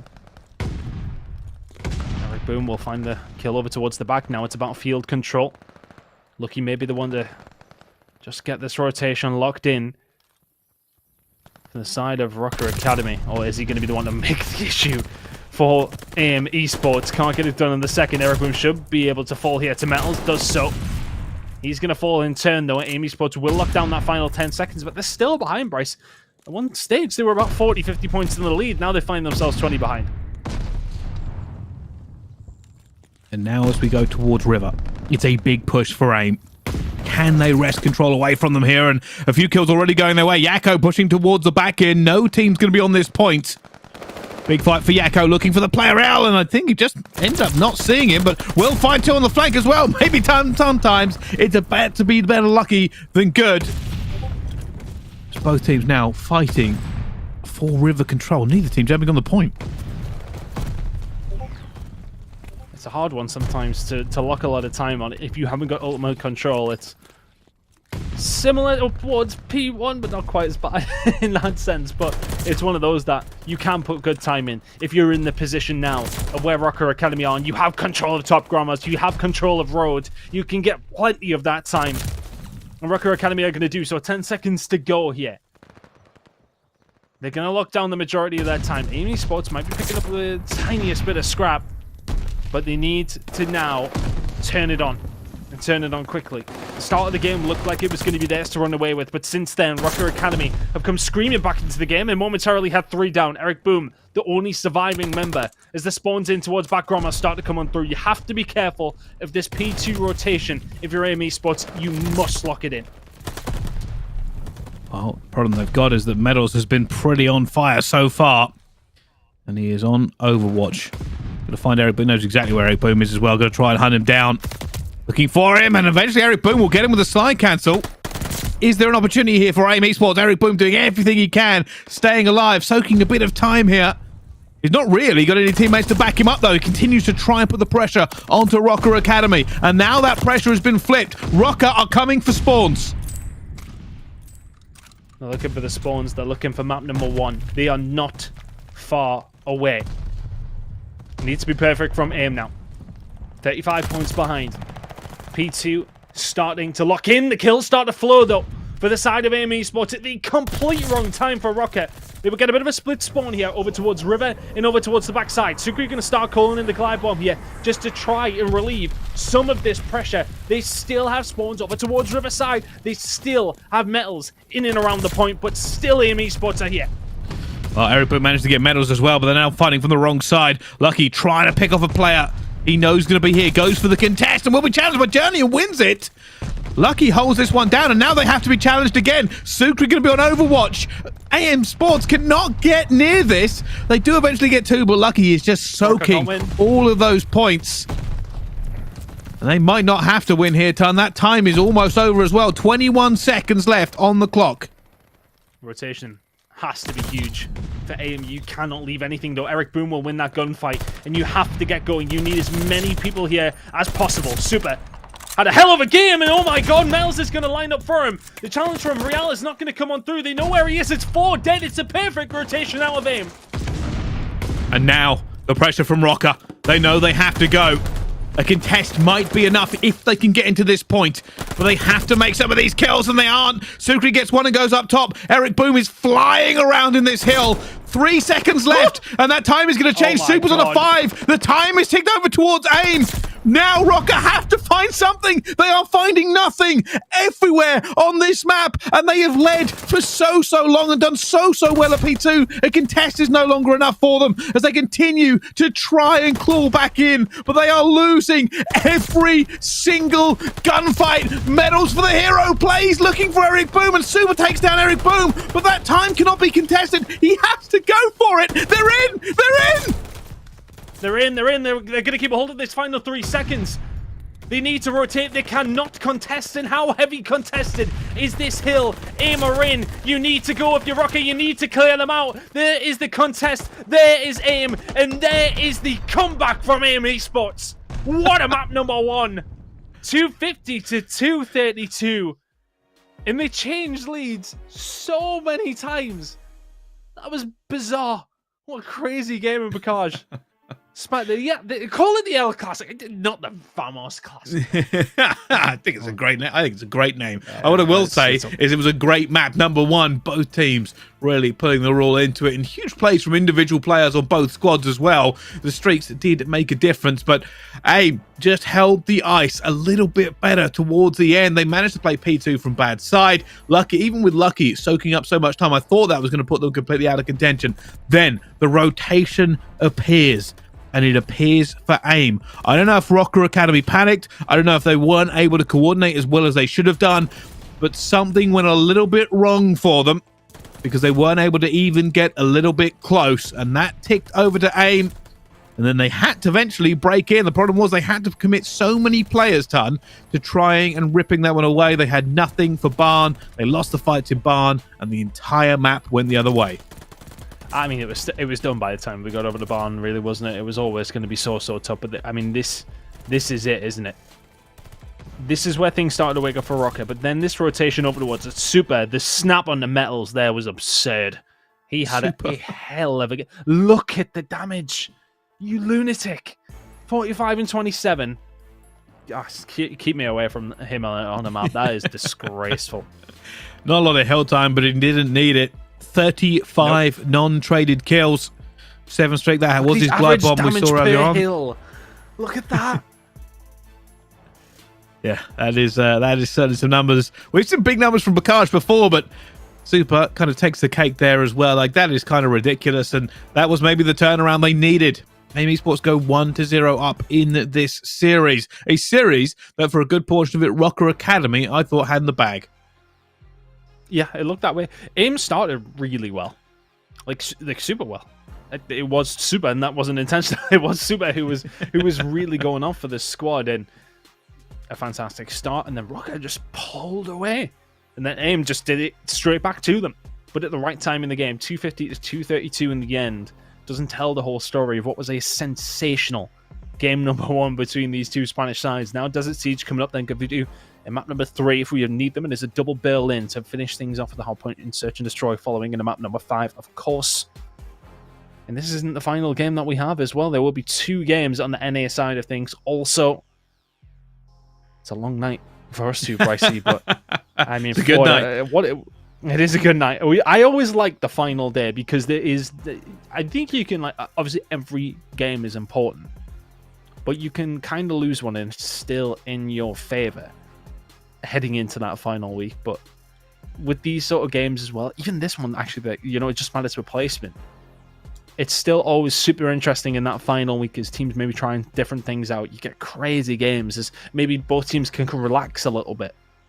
Desert Siege now coming up. What are we going to see on the two Spanish sides? Well, so here's where I kind of want to go on a little bit of a tangent, but it's still relating to this game here as well. Realistically, based on the statistics and everything we have in front of us, this should have been a lock for AIM Esports. The fact they almost lost map number 1 is kind of a surprise. I'll tell you why. Rocker have already lost to the other 2 teams that have qualified for the playoffs, Toronto Ultra Academy and Team War. AIM have only lost to Cilio Signs, a team that beat them 3-2. I remember we actually watched that game. It was pretty good. The problem being is that it basically looked like AIM Esports are the top dog currently in Elite. The fact that game was so close is giving me a little bit of pause here about what will actually happen, because I was not expecting it to even Rocket to kind of take that lead itself, Ton. Yeah, honestly, especially with the start that AIM had, it was looking like it was going to be a showing from the team who are the consensus number 1 squad at this moment in time. And then they just dropped off. Rocker played a really good game. And it never felt like Rocker were like dominating, but they were just picking up more points time and time again, weren't they? It was a scrappy way of doing it, which is kind of Bacage in a nutshell, really. But they did fantastically well to find themselves in such a big lead, but then fumbled the bag. It's P2 and P3. you let some of that time go over on P2. And you say, right, that's okay. We're pretty close. We're in a good spot here. Let's get the rotation over towards P3, and then 4 of you die like that, you lose the game. It's just simple as that. You cannot let a team like AIM Esports get that kind of control.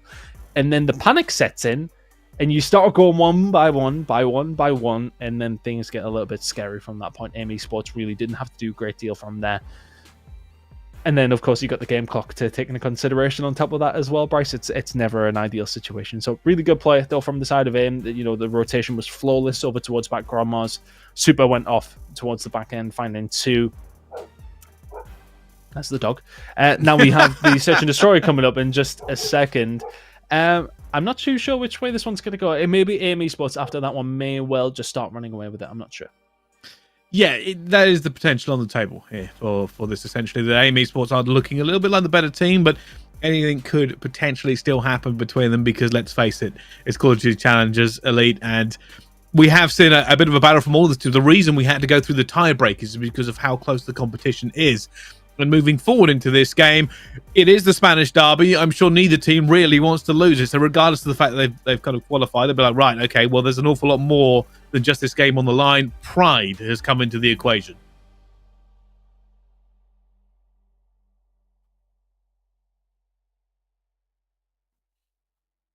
Yeah, just muted myself there so you guys couldn't hear the dog. Look, I'm just trying to be good in the sense of that you don't have to hear Lola barking. She's lovely, but she can be an asshole. And right now she's made an asshole, and we have to stop that happening. Anyway, I was muted, and what I was saying is hopefully we will get into map number 2 in just a second for the S&D to kick off. And if it's anything like map number 1, I'll be excited for it, Percy. Well, we can now find out that map is kicking off. Search and Destroy on Desert Siege is about to occur. AIM Esports currently 1-0 up in this series against Rocker Academy. If you are watching and just catching up, both these teams have qualified for the Elite Playoffs. So maybe a little bit of just a glimpse into the future of what we could be seeing next week for them. But as we move forward into this one, the money for us essentially is on AIM. We do think they may be the better team here and might be able to walk away with a win. But Rocker, obviously, are probably not favourites of that prediction. And I'm sure there are many in the chat as well that have their own opinions. Let's see which way this one's going to go then, Bryce. Obviously, in the previous map that we've seen between these two teams and our previous series, I should say. Very tense at times, very fast at times. Get a bit of everything out of Desert Siege. I'm just curious if the snipers are going to come to play here. Got to. Yeah, always have to. Don't spoil it for us, guys. Come on. I think it's especially on this map with the way the sight lines work over towards A and B. It's definitely heavily favored. Like almost every single team will be using it to kind of make sure that it's not just about those first picks. It's about locking down the sight lines. If you have a sniper somewhere, it stops certain pushes. It makes teams kind of hold off on some of those aggressive strats so you don't end up losing first blood. And that's one of the things where if you have a good sniper, it's actually worth more than just getting those first picks. It means that teams can't really challenge in the position they want to. Yeah, the only obviously disadvantage is if Palace control kind of falls the opposite way. If you snipe on the defensive side, you lose Palace. You kind of lose a lot of your spots down the A side where you can lock things down. You can be flanked if you're over towards B.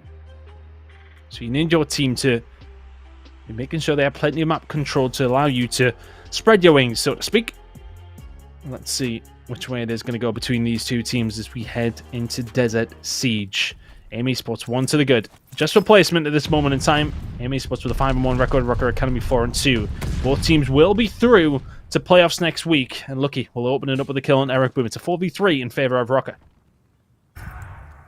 Oh, that bomb goes down very, very fast. Edel's playing around Palace, and that's going to be an easy kill for him in the end.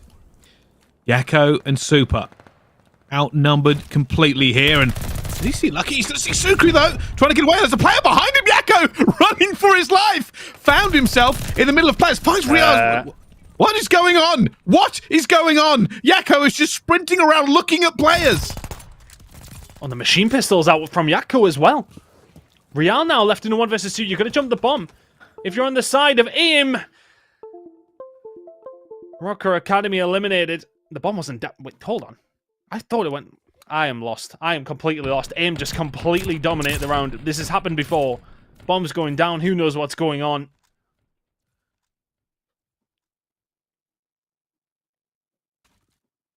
Well,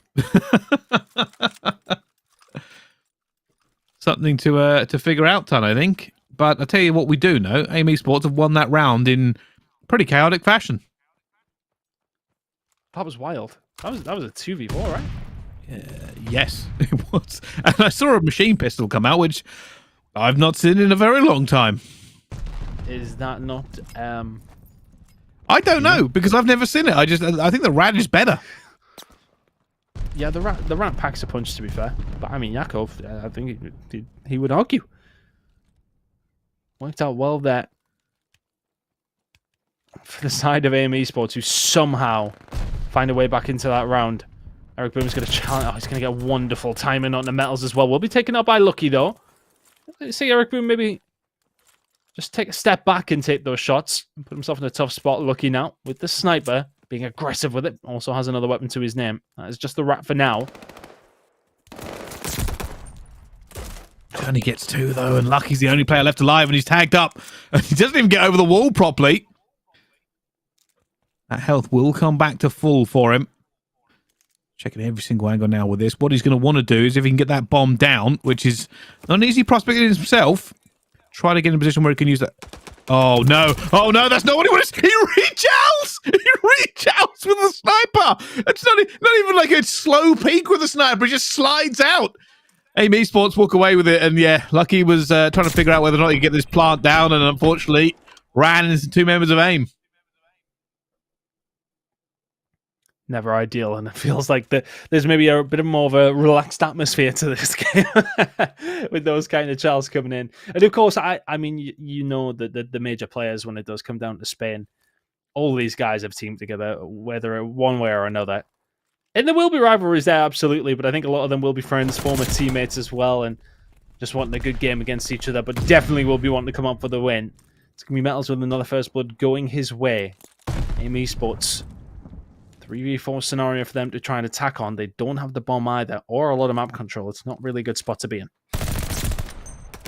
Real, though, does manage to find Eric Boom. Has to try and get away with this one, and it's a good position, but Super is better for it. Does live with 24 health. And now down to a 3 versus 3. Journey's been aggressive, though. Going to try and make this jump in to get out of trouble. He's looking for these players. 2 versus 3 for AIM Esports. He knows somebody's in there. He's going to try and nade medals here. And it goes through, and it's not going to get anything but a hit marker. Super pushing all the way through. Does he see anybody? Medals is right up there. Journey does take him down eventually. Super moving all the way through. This is a 2 versus 2 ton. Super in the 3 spray. Does he see Sukri? Yes, he does. It's a 4 spray. It's a 1v1. Look. Oh, Super, be careful. He can see you. He can see you. The shot's not going to be there. The Super's going to go for the challenge. The bullets rain in. The pistol's out. Still the 1v1. Lucky. Damaged. Pistol is all he's got. And Super finds another. AIM Esports are running over Rocky here on the search and destroy. Well, that's another clutch for them. AIM Esports just refuse to go down. Doesn't matter how much of a disadvantage they eventually have. They walk away with it. And Super's on a 5 streak here in this search and destroy.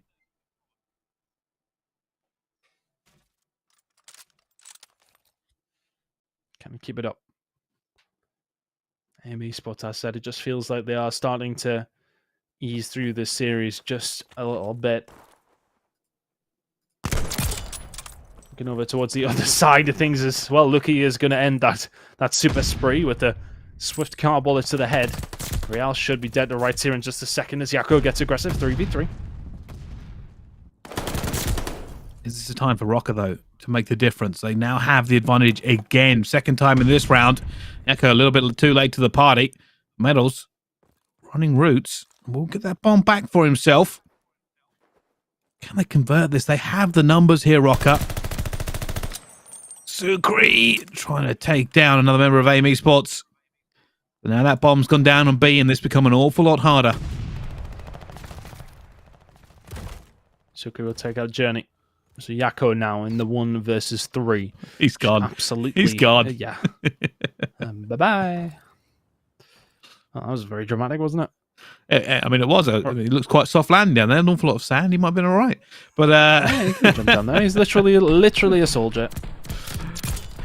But I tell you something, you kind of saw it. It was like, yeah, essentially when he'd been first seen, he was not in any mood to try and kind of basically just take on a player who's ready for him. And he knew he was not going to be able to make that challenge. So rather than feeding any sort of streaks, off the map you go. The Rocker Academy desperately needed that win. And they finally get onto the board.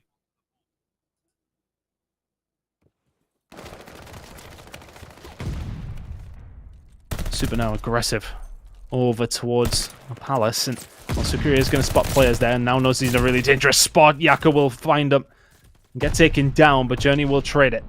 Bomb in hand here for the side of Journey, and that is going to start going down.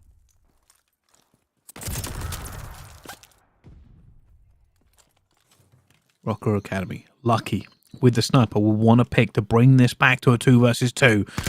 Sees the skull of Journey and gets a hit marker.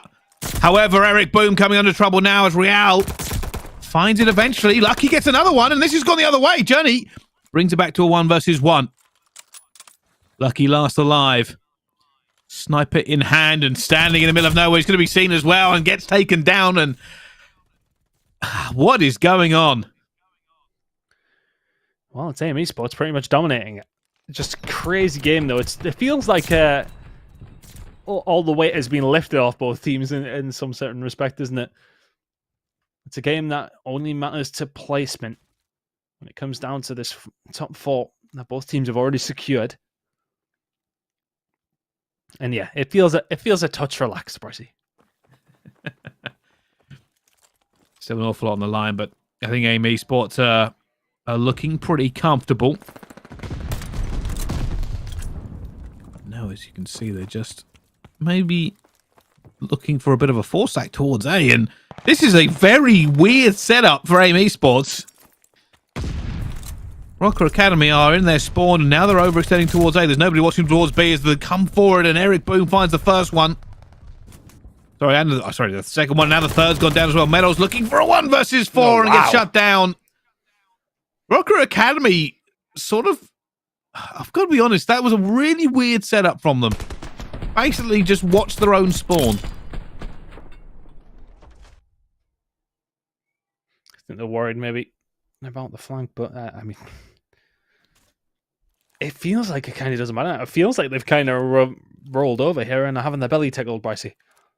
AIM Esports are on the dominating side.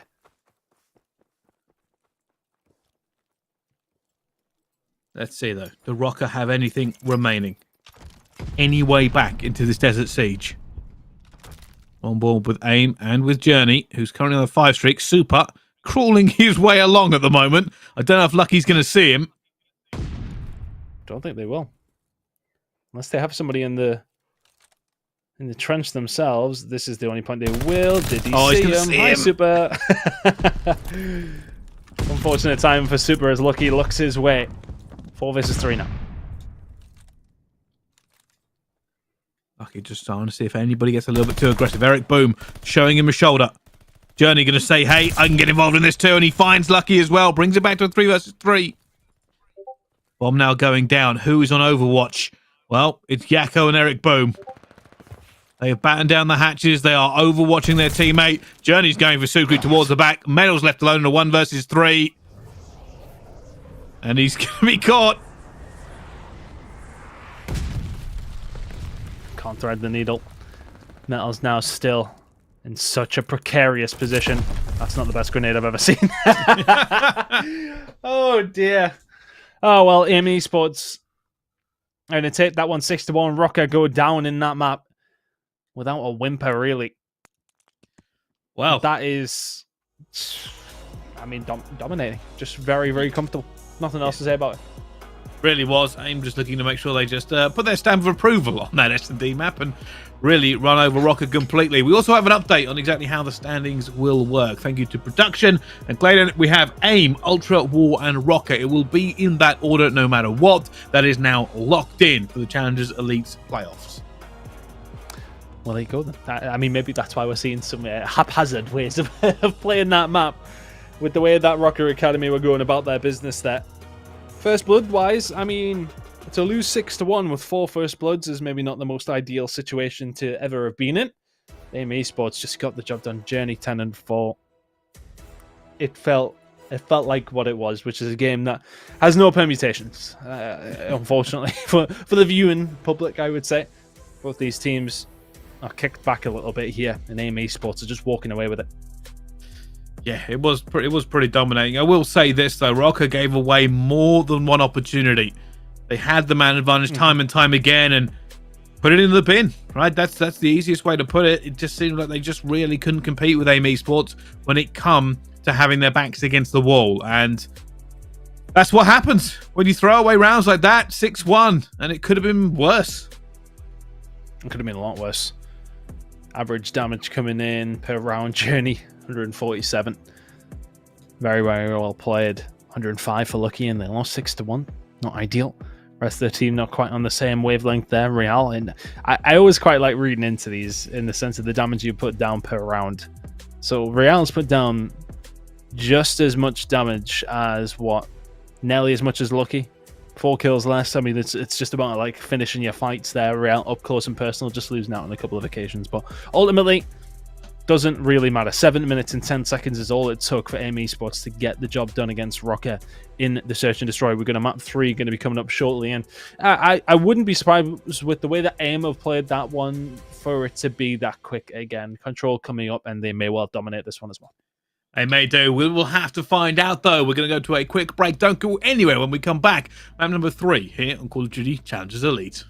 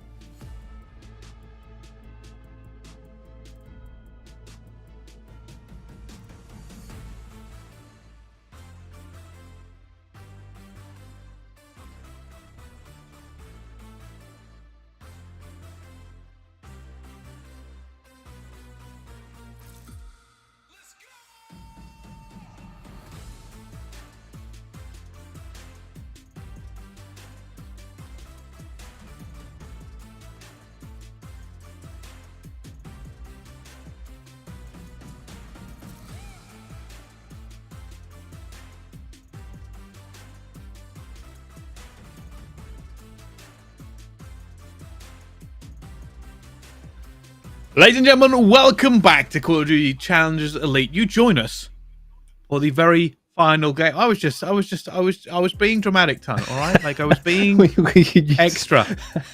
I was testing your armor. Ladies and gentlemen, welcome back. It's time for our third map here in our wonderful Spanish derby. If you are just joining us, this is how it's gone so far.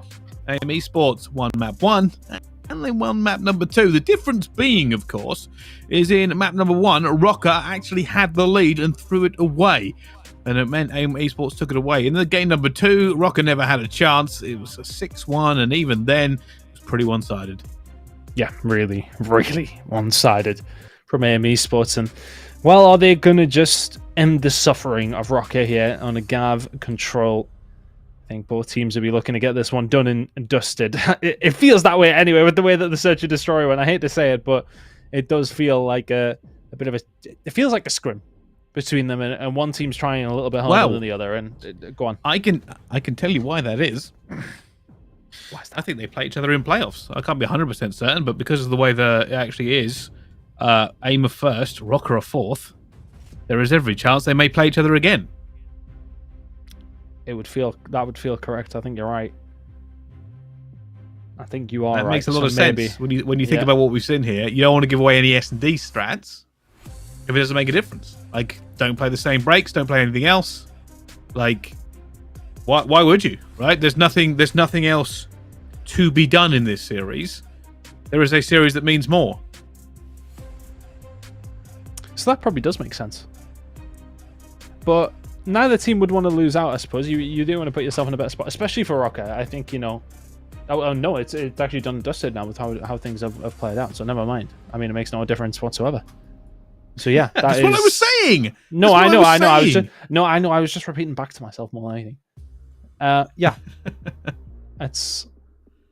So maybe that does make sense, Percy. Yeah, you might be right, mate. Well done. Yeah, almost as if I kind of know what I'm talking about occasionally. Sometimes. Occasionally. Yeah, so I think that may be what's happening here, but it's still a very good opportunity for these two teams to throw down on the control as we wait for them to get into the lobby. So we're trying to find out exactly what's going on, but both squads right now are just waiting to load up into the control on Gavutu. Smart money, of course, is going to be on AIM Esports as they move through. But while we're waiting, let's talk a little bit about the rest of the teams in this one. So if you are kind of curious of what's happening, or if in the chat and you're wondering exactly what we're talking about, the Elite Playoffs has now got its 4 teams. The order of those 4 teams: AIM will be number 1, Ultra will be in second, and that is obviously Toronto Ultra Academy EU, because they've got 3 teams to make it complicated. And Team War will be in third, and Rocker, the team on the losing side of this series, is going to be in 4th. And that's all coming up next week. I'm thinking to myself, of course, with Gizmo on that Ultra EU team now. It's interesting, that, isn't it? That Gizmo has ended up going from London to Toronto's academy team in Europe. I wonder how they managed to wangle that one. Well, I'm saying nothing, because I've heard many stories about... You're going to have to tell us. I can't believe you haven't. But I tell you one thing, I do know for certain, Gizmo is a phenomenal player, and Toronto Ultra Academy, you are lucky to have him, and he's certainly been putting his own stamp on it. He's qualified for Champions Elite. But while we shouldn't really talk anymore about teams that we aren't watching, let's talk about teams that we are watching. AIM Esports versus Rocker Academy, and we are now onto the control. Can Rocker Academy start to answer back? It's a good start to their defensive hold. Eric Boom and Co. going to try and find a way out. Metal's damaged. 4 HP in the dream. Should be dealt with. No, he hasn't been seen. He has. Super patient around the outside. Sukri will fall and to push over towards the A side.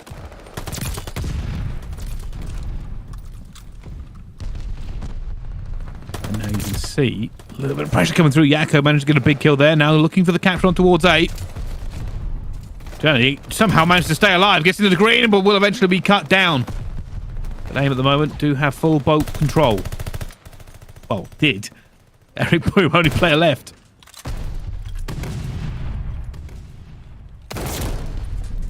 Oh, can't do anything there as well as Sukri.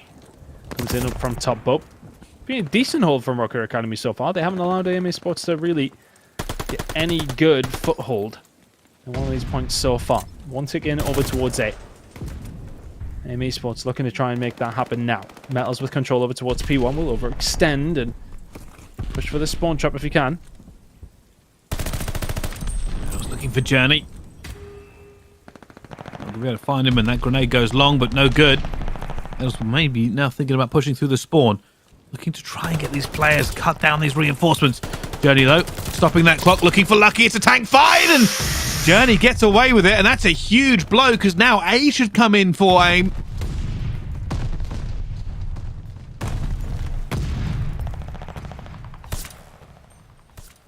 Here comes the second leg of this control ton.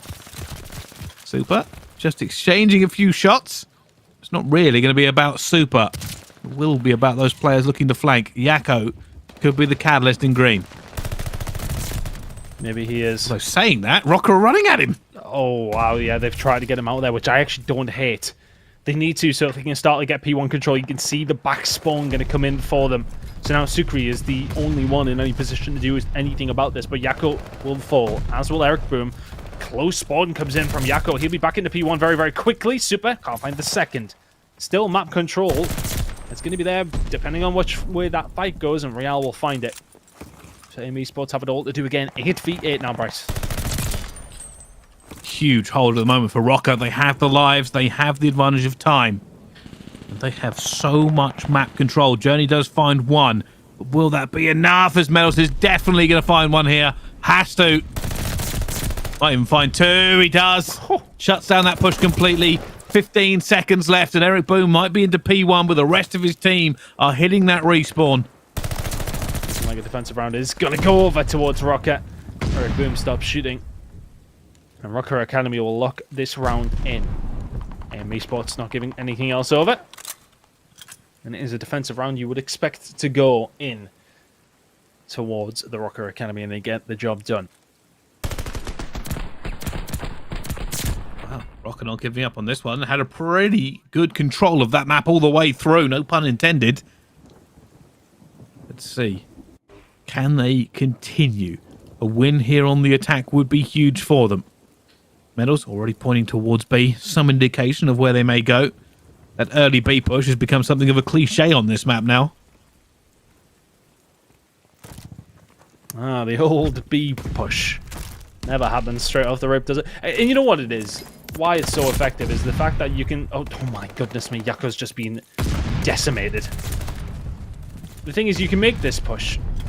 And even if it kind of semi-fails, you can just get back up towards P1 and then make your moves over towards A from there. Yes, okay, you're going to get cleared out there, but now AIM Esports, they're going to have to fight back themselves for control of P1. Real already here, ready and waiting. They're going to find the second as well. He is. Super will fall, so the rest of Rocker Academy are on the way over towards A. Look at those shots from Eric Boom, though. The snapper onto the second. It's only his teammate's grenade that can stop him. Yeah, clearing out the teammate that needed to be there, and Real and Journey having a fight. A little bit of concrete standing between them. Real still trying to find Journey. He just really hasn't been able to get a lid on him. And they are looking for this B push again. Unfortunately, reinforcements have arrived for AIM. Eric Boom is going to shut this one down completely. 4 streak for him now. Yakko coming. Super looking to farm. Oh, Yakko. P1 control coming in. It's only Metals there to answer the question. Eric Boom there to answer it back. Trades coming in. You have to be careful if you're Rocker Academy that you don't get forced back.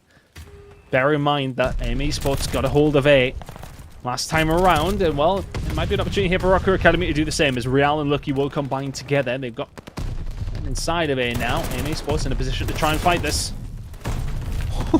How has he got that far through? Suki, they're going to find another kill as they go through, and you are right, they are pushing the tempo here. That second tick will come on to A. Eric Boom stands a little bit strong. And are they going to push this again, Ton? I think they are. AIM are looking to just shut this down now. They do not want to get them through as Super picks him off. That time is ticking down slowly but surely. Only 5 seconds left. They want to end this early. Trying their best. Oh, but Super's going to line them up. His Metal's got time to get there. Well, if he did, he would have been dead anyway. AIM Esports will find themselves the defensive round. 1 apiece now. Yeah, pretty solid defensive rounds for both teams, Ton. Yeah. And if I remember rightly, was Super not the guy that was the 2 1v3s in a row? I believe last year. I can't remember what the map was.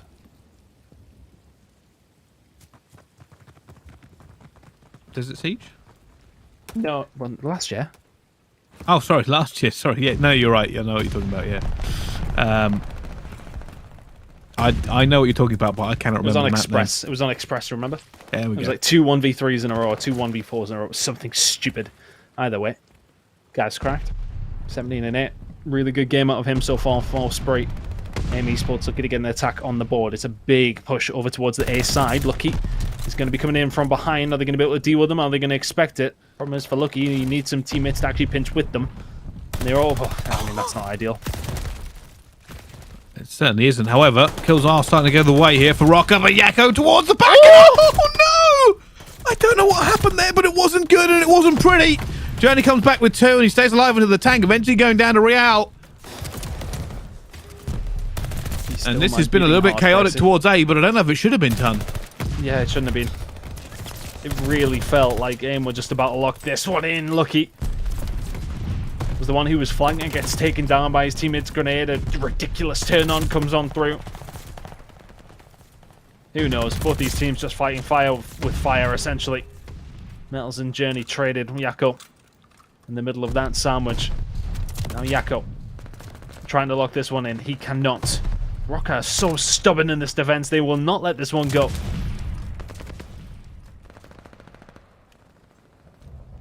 Continuing to pile bodies in here, Rocker. Probably trying to do the same thing that AIM did to them last round around, but keep an eye on Yakko. He's flanked again, and he's somehow found a way through completely, and nobody has found him. Eventually will be. Also eventually jumping on to that A point. Second tick in. And we're looking for the third and the long road to B. Nades and stuns raining like confetti. And eventually that A will be locked in, as I don't think Rocker are going to push him. Or say that, a lie. They're going to go for it. Real's going to be there at the same time, and that has not gone. That has not been done so far, and they're in a little bit of trouble. Oh, Real has done sensationally. Eric Boom will get inside. Oh, and he's going to find 2 more as well. They all line up. Is it going to be the 4th for Eric Boom? Eric Oh, Boom. my God. For all that it looked like it was done and dusted, Eric Boom then turns around and wipes the full team, and now the wind is behind the sails of AIM Esports as they just keep going. Sukri then dead as well. Journey is his time to find all 4. Metals will fall. I love watching Spanish COD players. They're just insane. Honestly, sometimes they play things. You're like, why have you challenged that? But then they'll find 4 kills out of nothing. AIM Esports in the driving seat here. Only 2 members of Rocker Academy left alive. And this will be 2-1 with AIM back on the attack, onto the defense, sorry.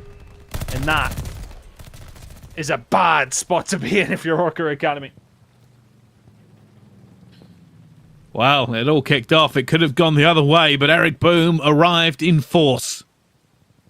This is now match point. Can Rocker find an attack here against AIM? And an on-form super. Yakko's 7-22, but he's doing an awful lot of flanking there and maybe just not winning the gunfights we thought he might do. Eric Boom and Super, just outrageous players, and now they have defense done. Can they lock it in? Trying their best as Eric Boom starts off where he left it. 2 in a row from him. He will get the overextension. Just trying to cut off the resources. They're going to start coming on through for Rocker Academy over towards the A side. Got a good amount of control over towards the A point here, Brycey. They could lock this one in pretty sharpish. Well, you can see Super is just trying to hold his position green to not let anybody flank them through. Rocker are doing a really good job, though. They have the life advantage at the moment. A is ticking along nicely. Super has to try and make sure this one doesn't go the other way. And now with the reset coming, Rocker with the life advantage. And Yakko being a little bit insane there. He's 7-26, and I can see why. Just running out mid-map, no support from his teammates. Trying to stop A going over. AIM are trying their best to win this one 3 versus 4. And are currently doing a good job at it. But that is A taking over very, very quickly. Journey going to fall. Good shots coming in from Sukri. Are they going to expect so much presence here from AIM Esports over towards P1? Lucky is able to trade one of them, but Eric Boom and Super combining well. It's going to be the push around towards Radio Tower. Coming in here from Real. Sukri, 6 spray for him. Looking for that glide here, which is so important. Eric Boom almost gave it to him. Eric Boom will be picked up by Real, and this has gone from bad to worse. Uh-oh. Because Rocker are just decimating. Real, what is going on? Well, because of all of that, AIM Esports have lost complete control of the map. It's 20 versus 10. And here comes the glide bomb. Sukri just making sure in this instance that they can lock this one in. I think it was done and dusted anyway. He's going to take his teammate down over towards B. Journey can answer back, but this should be a Rocker round. trying to stay alive here. Knows it's very, very vital. He does so. Journey eventually going to try and take him down, though. More reinforcements coming in from AIM. Real going to be sitting here. Will eventually be challenged and does get taken down himself. It's all gone towards AIM, but there is so much time on the clock. Yakko pushing forward. That's a big kill for him. Staying alive as well. This is all about bleeding out that clock while not giving away the lives. You can only really afford to give over a couple more. Rocker Academy know that, and that's why it's going to be a big push through the middle of the map. AIM Esports stacking 2 players over towards P1. Journey is going to spot Real on the way over. Look, he is fallen from top 3. Not ideal. Never great. Oof. That's a big kill. Real's That's gonna a huge kill around the back. Oh! That's another huge kill. Rocker have found their way in. Lucky gets a third, and there's only 4 lives remaining, but they do not have the time to do anything but go for this at top speed, and Rocker win their attack. It's all tied up now as we go into the 5th round. And that was basically a game of 2 halves. It looked like 2 very different teams. 1 attack and 1 defense for each. And AIM are on the attack. Gotta do it again. I'm gonna have to see the 3rd attacking round in a row. We're going to see a win for AIM Esports in a 3-0 fashion. We head into the final round. Real and the Rocket squad are here, ready and waiting. Metals will find one onto Super. Should get traded, does so. It's a big push going to come in over towards A from the side of AIM Esports. Are going to get some good amount of pressure over towards this site pretty much immediately. Don't have much control elsewhere else, though. It's just boat control for now, and can Rocker Academy break that? Journey holding fast. The rest of AIM arrayed around him. Oh my goodness, that was pretty crisp and clean. Only 1 player going to be remaining up top there, but Eric Boone takes cares of it. Super already pushing for this, looking to try and get players off that respawn, keeping that gap open for his teammates. Unfortunately, goes round and Real is there. Echo finds a player, sneaky corner, stays alive somehow, needs reinforcements. Can he win this gunfight? No. 2 injured, 2 damaged. Journey tries the long-range MP40. I don't know if it's going to pay off for him, and he went. Oh, no! Oh, no. The long-range MP40.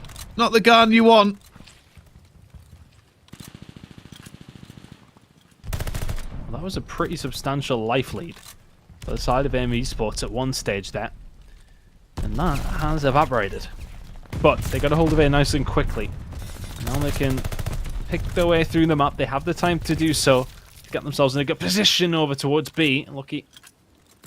It's just that as he survives that gunfight. Metal's going to have to back on down as well. AIM Esports are very far up the map here. Are Rocker ready for it? Oh my goodness, Journey just completely and totally took his head off. Real, though, fighting out towards P1, and that is going to be difficult. They've won every single gunfight. AIM have to reset and regain.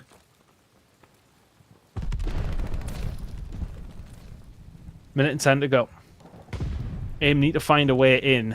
Yakko at 13 and 35. It's maybe not the stat line you were expecting, Super C. Goodbye to your head. It's Rocker Academy just deal with wave after wave, and they may well have a shout in this series here, Brycey. It's looking like AIM. I'm not going to be able to do much yet. They're just not really able to get anything going. AIM are just being cut down left, right, and center. Yakko might drop a 0.25 if he continues on in this theme. Journey flying towards the back, and he finds Lucky, but Lucky is just playing him like a fiddle. And AIM Esports are faltering.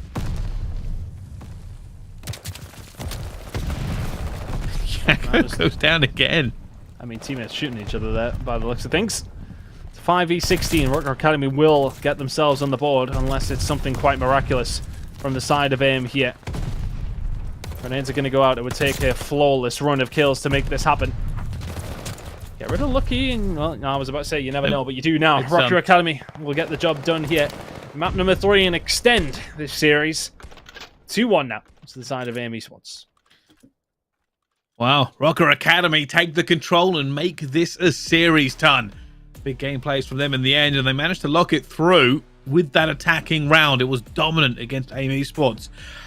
Few questions going to be asked though. Yakko, the biggest one. I think he was 13 and 39. He got 13 kills over 5 rounds of control ton. Do you think you could do better? I mean, That I'm not wasn't a good, jibe. but that's not a wasn't lot of jibe. numbers for 5 rounds. Yeah, I know, that's what I'm saying. That wasn't actually even a jibe. I was just saying, do you think that if you'd loaded in there in Yako's place, do you think you could have found 14 or 15 kills? Probably not, to be fair, because these are very, very good players. The problem being is that I'm not the person loading in. Nobody's picking me up for my COD skills. Nobody's relying on me. And yeah, that is a less than good game from Yako. I think it's like a 0.3 something. Yeah, not great. Really not great. He seemed to just be running straight forward and seeing what happened. Just presuming this team were maybe going to win in the same fashion that they had done over the previous 2 maps. 1,800 damage. Impressive. 14 and 39. I lied. All right, you got a few more. 0.36. Kills per round is 2.33. Little bit below average. And I don't know whether it was just not really able to find the groove, was maybe being a bit too aggressive onto that one. But even look at the non-traded kills. Like 6. Everybody else in 20s. And that might be one of the issues. Like, they ran out of lives more than once. Yeah, I mean, that definitely doesn't help things, does it? I mean, you had the most deaths, the least kills. That's the way you contribute to the other team winning the game. Rocker Academy will get it done courtesy of a nicely bow wrap present from the side of Yako. 15 minutes of him holding his left stick very far forward. And we will be heading to a map. Yeah, we get a map 4, miraculously. I'd hazard a bet that had he maybe played, I want to say, better, then we probably wouldn't.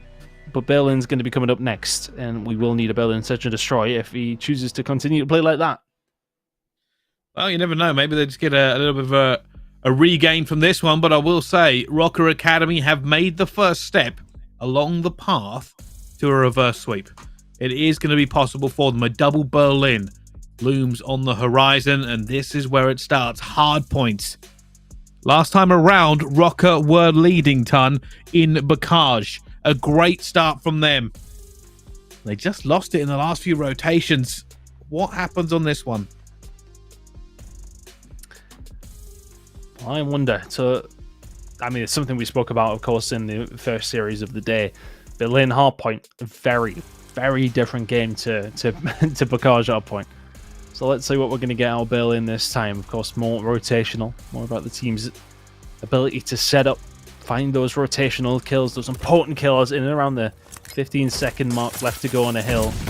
You can lock down some good time over towards P1. Of course, it is Rocker Academy, the first one through the door. Eric Boom, though, through the side door himself. And will be AME Sports with control momentarily. Lucky trying his best to survive, but Yako, 2-kill spree for him to kick things off. He's already, what, 1/7 of the way there from his previous game.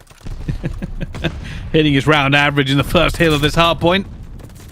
And at the moment, it is going to be all AIM Esports. They have taken complete control here of P1. They are pushing Rocker back further and further. And he's going to find a third here. Yako as well. Now on a 3 streak. Staying alive. Losing the movement. Eventually going to go down a Real. And that is 11 seconds of scrap that will still be fought over as the teams head over towards P2. Great start for him. But Metals, what can he do? These stairs it's a spot you'll see very strong SMG players set themselves up in and just try to play it as best as they possibly can. It's going to be Super the first one, the first sacrificial lamb. Keeping himself alive here. Metals as long as possible, as the rest of the team actually are the ones who are doing the work. It's only Journey here in a position to do anything. He will fall. Good rotation from Rocker. Rocker locking this in. Look how far away AIM Esports are. They're going to now try and make this push against the setup. Sukri has that angle, and they're just running into him as well. Eventually, though, they will get the trade. Enough bodies makes light work, and Metal's just flying into the point here against Eric Boom, and isn't going to get away with it. Yako picks up another kill. He's doing a lot better already, Yako. Real can have another look at the final 10 seconds or so. Jenny will get rid of him, though, in this rotation over towards P3. Lucky will deal with Journey, and it's Rocker, ready and waiting. That is a point from Super. Yakko, though, now they are punching their way up this map. They have won every single gunfight. Only Medals stands between them and taking this one over. And he does get 2, but 2 is not enough. AIM have bust through the door. Super on Overwatch. Finds Lucky as he runs through. Finds Real as he runs through. Nobody in the hill, though, for AIM. Just about getting in on the edge here is Super. Fire's been locked down. 30 seconds to play with here. Yakko lingering in the area where it's likely the push is going to come from. Lucky will be dealt with. Is Real going to be the next here on the chopping block? Good slide. Comes on through. Is this push going to work out? Oh my goodness. Eric Boom. Real was weak, but come on. What is that snap? It's going to, in the end, be a 50-point lead for the side of AIM Esports as we head over towards Trent. Lucky already looking to push out that P1. Nobody here from AIM early for this chaotic kind of change of gunfire, as it will be all Rocker Academy. Have AIM forgotten where this point is? They've been very slow about this. This is an incredibly slow push. Looks like they're trying to get her all the way around the outside. They've sacrificed 20 points before they're even having a sniff at it yet. Just trying to It's been one of the slowest train pushes I've ever seen. Yeah, it's very, very slow. Real should be dealt with. Not quite. The shots from his teammate are going to help him survive. Jenny and Co trying to push from the station side. Medals ready and wait.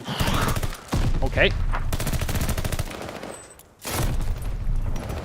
Real staying alive, though. Eventually, AIM Esports have finally managed to get somewhere near this hill, but it has basically been all tied up as Rocker Academy extend on the back of Lucky, who's 14-8. And now the fight for fire comes in. Both teams have been looking for this one for P5. Medals has found his way through, finds Yakko as well. And Rocker are now in the lead. Not a single point over towards P4 for the side of AIM Esports. Rocker going to lock this one in and looking to try and do their best to force a map number 5. Oh, I mean, Real is piecing. 3 streak for him, Lucky on a 4 spree himself. And it's a really wake-up call for the side of Rocker Academy as now they're thinking about this push over towards P5. It's only Real who is here. Yakko, can he get the scrap? Yes, he can. And this rotation over towards P1 is surely going to belong to the side of AIM Esports. Well, Yakko trying to just soak a little bit of time. Maybe bring this back, but it is going to all be about that P1 again, Tan. You are correct. That's where they had a lot of success last time. Journey's let a player slip behind him. Real has managed to get through. Nobody knows he's going to be here. I think we did see Eric Boom turn for a second. Or can he make this? He has the flank. He's looking for him. Eric Boom figures it out, calls him out, has him. And now Journey's already pushing out towards P5. They are looking to get maximum time here on P1. The maximum time is slowly ticking in. Rocker all going to spawn towards Ticket. And now they have to just sustain this push that's going to start coming in here from the side of Rocker Academy. Metals will find 1. Metals will find 2. AIM Esports now just trying to lock this down. Eric Boom lines them up as well and finds 2 of his own. Super can answer back with the 1 that was needed. And still the time goes over towards AIM. Huge points. This is exactly what they play for, Tun. They have locked this one in. Can they go back to back and get this P2 as well? They were not great everywhere else in the end, but doing this will put them in a significant advantage. You can already see Sukri trying to get through at the same time. Journey finds 2, though. Medals finds 1 back, and it's about the reinforcements coming through. Super's going to get taken down by Lucky, and it does look like Rocker Academy may have the better position here. It's looking that way. The spawns towards the back dock side will definitely help out in that situation. Lucky now ready and waiting. The stun at the wrong time. Kills are being traded. Which way does this one go? If you're AIM, you don't want to try and give away these spawns if you can. Look, the spawns coming in there from Rocker as well, over towards the train side. They will push through mid, and of course, towards this next hill. AIM Esports concentrate a lot of their time over towards P2 here. Rotation, though, looks like it is going to be in their favor, but scrap time over to Rocker. Oh, look at that spawn. Oh, my goodness. Ooh. Need the scrap.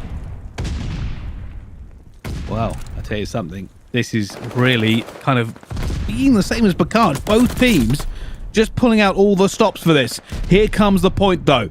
Rocker Academy in the dominating position. Can they hold this one off? Huge kills coming down on towards Street. It's nowhere for aim at the moment. Journey's going to try and punch through the front, but this is a nightmare scenario. He's alone, and that's not going to pay off for him. It will be Rocker in here and locked in. They just don't have the numbers aim to break it. Eric Boom has basically now got to try and stay alive. Metals finds him as well. Rocker Academy are going to go screaming into the lead. 30 seconds to go. Still time to play with here, though. Brycey, oh my word. Aim, just break it back like it's nothing. Get the spawns over towards the backside. But have to be careful, considering what happened over towards P4 on the previous hit, or previous rotation, I should say. You've got to make sure that you don't let them do it again here if you're on AIM Esports. You're going to have about a 15-point lead by the time we get over there. It's momentarily only Journey. He's not going to be able to do anything. Real will win the gunfight. Yako is here and needs some help from the rest of his team to pinch this one. Yeah, already having a player this far deep is a huge change from last time around. He's going to try and chow this and not going to be able to. Yako throws his life into the dumpster. And now AIM Esports are on the back foot. They're looking to try and break this one a little bit better. You can see players just pushing forward. Journey in a position to maybe do something, but he needs his teammates to back him up. They have to be there, and they are not. Rocker Academy continue to hold at train. Rocker just never close enough to help out the player that's on the pinch. And Real was still going. Somehow surviving. Journey will cut them off, though. And they may well not get too many more points here over towards P4. Well, Rocker Academy, Yako around the back now. Isn't going to choose to take the fight towards the back. It just felt like there's so many times where that push is starting to come through from AIM Esports. They've got somebody in a position to pinch. And that player who was in a position to pinch would just not wait on the rest of their teammates. And ultimately, Rocker Academy, 31 points away from sending us to map number 5. Oh, Lucky. He's going to try and be the difference maker here. We've spoken time and time again about fire control on P5. And they know somebody's here. You can see they're looking for him. I think Lucky's been found, but Lucky is not found wanting. Real now going to fight Journey on this hill. They really don't want to give this time away. And Real wins the gunfight with 6 health remaining. Eventually, Eric Boom takes him down at the same time. The thing you've got to keep an eye on here as that spawn has flipped. Now flipped. If you're AIM Esports, you've got 25 seconds to maybe do something about this. Rocker Academy can win it here and force a map number 5. And that is the last thing I thought we were going to be going towards after that second search and destroy. But Brycey, somehow, we're teetering on the edge of it. Gotta rotate if you're AIM. Well, for the first time, AIM do not have this rotation.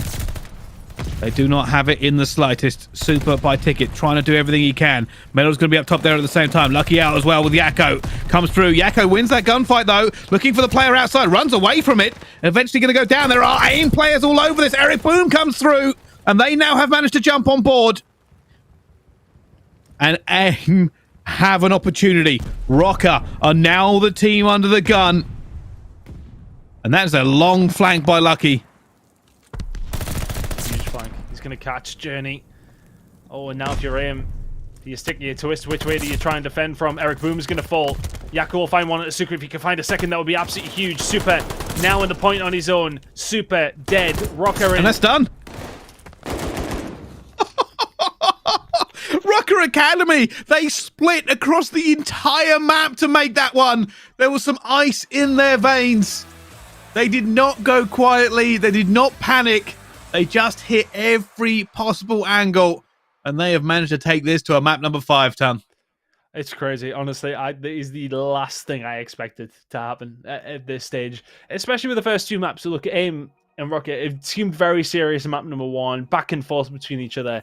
Map number 2, it just felt like Rocket had given up. Somehow, map number 3, Yako sacrifices his team, it felt like, all the way through. And then we have a competitive map number 4, and we have now a map number 5. How on earth have we found our way here? 52 and 18 on Berlin from Super for the L. 24 non-traded kills. Yeah, I tell you something, it was probably some of those big points that, like, train for AIM Esports, they just couldn't figure it out. Just couldn't get there, couldn't work out how to get the points in, couldn't work out how to break it. And they never even looked close. They never even really looked close. Like, they were going in one by one. They didn't have the bodies there for the trades. Even when they got a two-piece, like, it just didn't matter. It's that P1 rotation, isn't it? You lose that out the way that you did. Never ideal. Break it back, but that's the hard part. And then because of the fact that Rocker Academy are only 4 points away, they have so much time to make the perfect transition. Very, very well played. Real, 14 objective kills from him. Eric Boom along the same side of him as well. But that forces the map number 5 now, Brycey. We should be jumping into a Berlin Search and Destroy again. I had no idea which way this one goes now. Not a clue.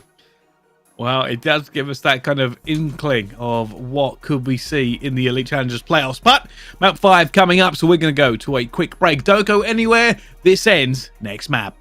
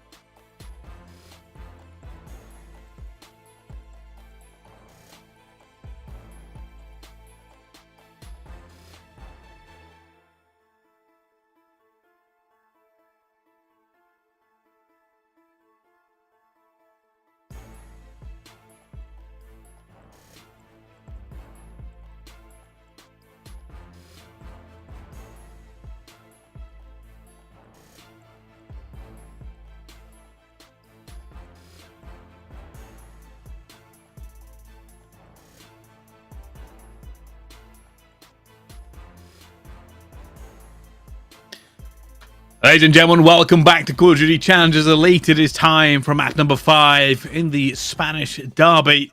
These two teams have gone the distance, AYM Esports and Rocker Academy. Now, these two teams are already through to our playoffs, so it's just pride on the line at this point, but they're certainly making the game of it, Ton. Yeah, well, it feels like AIM Esports are maybe trying to make more of a game of it than it probably should have been. But here we are. We're into a map number 5, into a Berlin Search and Destroy. And what will we get between these teams? AIM Esports, driving seat. I mean, park the middle of the Ferrari. Your Carlos Sainz, you're flying. You're no problem whatsoever for AIM Esports. And then Rocker Academy somehow come back and win map number 3. Map number 4, much closer between these two teams. Definitely a fight in it. And Berlin Search and Destroy to end things. I actually haven't got a clue which way this one's going. Based on the first S&D, you would lean towards lame esports, but lame esports. That is not a good slip of the tongue. Well, they've been pretty lame esports the past 2 maps, though, haven't they? That's what I would say. They were AIM Esports the first 2, lame esports the past 2. They need to be better on Berlin. Much better. We know they can be much better than that, especially the control. It definitely felt like they were not there and not present in that one. Definitely closer to map number 4, but can they bring something like we've seen in map number 2 on map number 5? Well, only time will tell, and one of the things I can say about this is, of course, we can expect to see these two teams play again in the playoffs. So I don't know whether they'll be using their full breaks or what they'll be doing in preparation for this. Because winning here, pride on the line, but winning next week, much more influential. And I'm sure that's what they'll be concentrating on because money's on the line next week. A lot of money on the line as well between these two.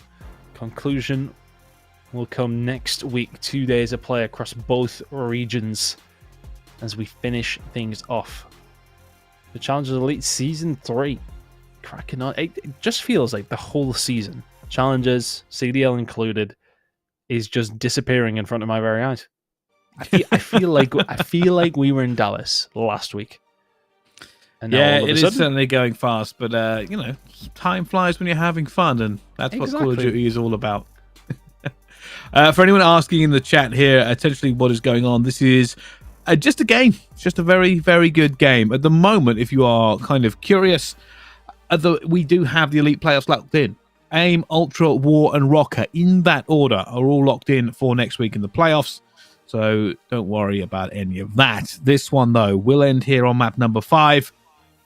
And it doesn't really matter who wins, apart from the pride, because we will see them play again. But I'll tell you something, winning is always better than losing.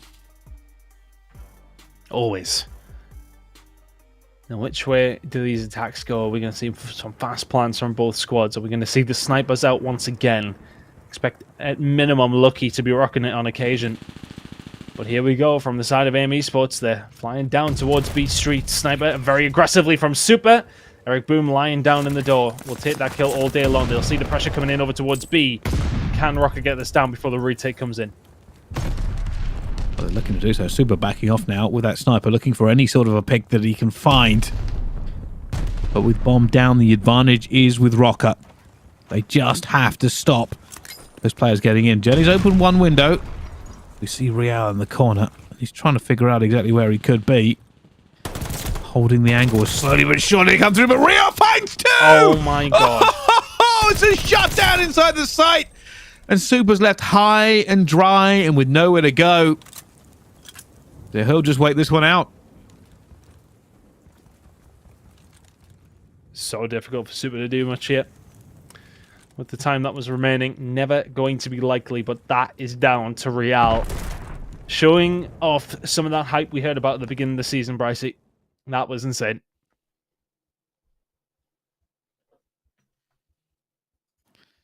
I tell you something, that is a defense.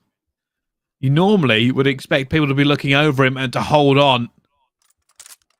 But didn't need it. Just went, all right, I'll hold this. It's all good.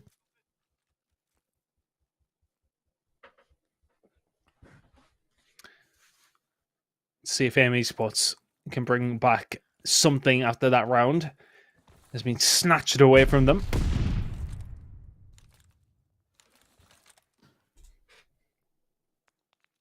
Now a little bit patient here from AIM.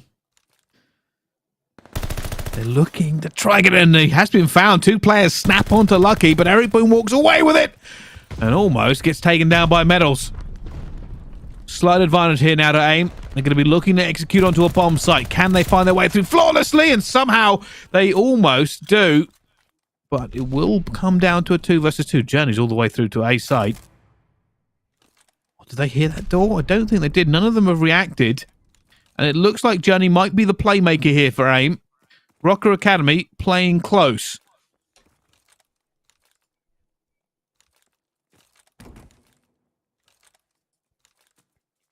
Journey. Let's spot to maybe do something here. Oh, the shots are there. Eric Boom lines them both up. Sukri very weak. Journey's on his way over. Sukri's watching the other side, and he's figured it out. He's figured it out. He gets Journey as well. They come into the side, and Sukri wins the 2. Oh, the 1 versus 2 clutch. Rocker Academy looked like they had this advantage. Eric Boom had taken them down, and Sukri had figured it out. He saw the numbers.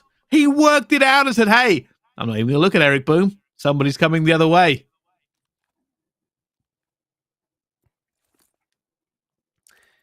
AIM Esports continue to seemingly throw these situations that should be in their favour.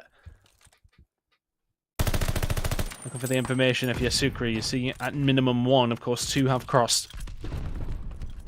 Look at the aggression once again. Journey. It's all up in their grill. Gunfight goes down. He will get traded. Push over towards B. And is upon us as Rocker Academy looking to get this bomb down. And bomb down again. Super. With the slow sniper peek. Might actually just wait for reinforcements before he tries and takes this. Or use the pistol. Still the sniper. Look at the bodies. All arranged around them. Real is going to be left alone here again. He tries to play magic one more time.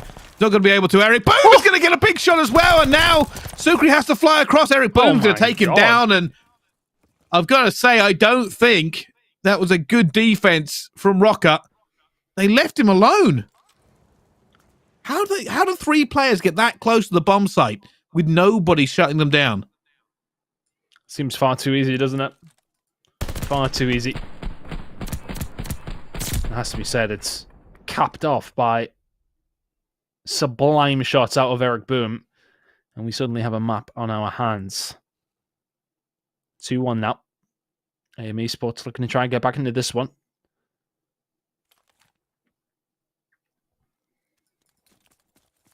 Interesting play there from Rocker. Like the setup was obviously like one player defends site, the other player sort of look over, and the third player look over the player looking over site. But 3 players shouldn't have been able to get that close. Aim though on the attack here, and Journey's been seen. Just trying to stay alive. Eventually gets out of there. Eric will find the shots into Real 3v4 in favour of him. Journey. Easy kill. Well played. Was already waiting for what would have been a flank coming in from the side of Rocket. That is... I mean, he's ran all the way to fire and then found another one. Metals left in a 1 versus 4. Much better from AIM. 2-2 now.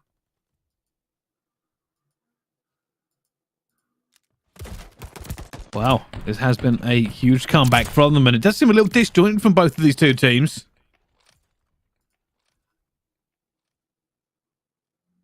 You've got to ask yourself, who walks away the winner here, Tom? Because I genuinely have no idea. I'm honestly clueless at this stage. Rounds just seem to be ending in strange fashions. People seemingly throwing away good positions. A crazy, crazy game. Look at this. It's a big A hit from both 2 teams. The shots from Sukri are solid, but not quite enough. They're now rotating out of it, but keep an eye because here comes Journey. Journey finds a kill straight away. Will eventually get taken down, though. And it's chaos once again raining on Berlin as Yakko wins that gunfight. Lucky in a 1 versus 2, and he takes the pistol shot without getting anything. And he almost went for a sniper chow. Outnumbered heavily here. His life will eventually come back to him. But he's being hunted by AIM Esports.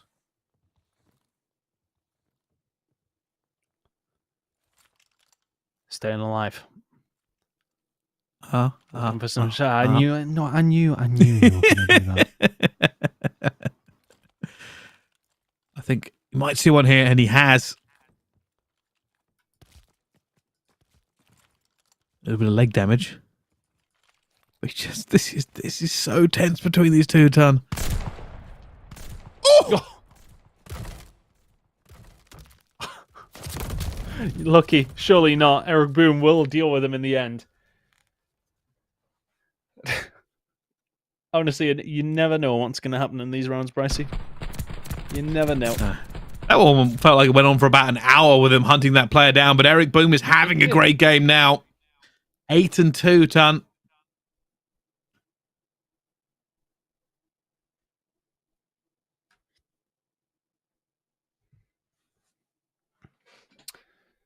Eric Boom, 5 spree. It's 3 in a row now for AME Sports, who seem to have flicked a switch here. Grenade over the top. Might catch somebody. Not even a hit marker. Never mind. A little bit far, I think. There's Metals is already bottom office. Super deals with him. 4v3.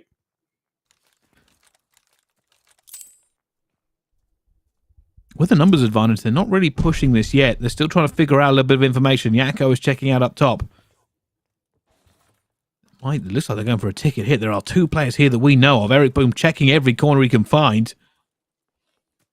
Those players are, I think they're sitting by P5, but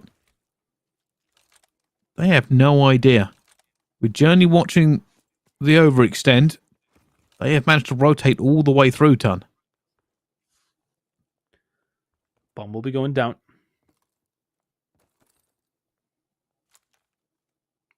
Thank you.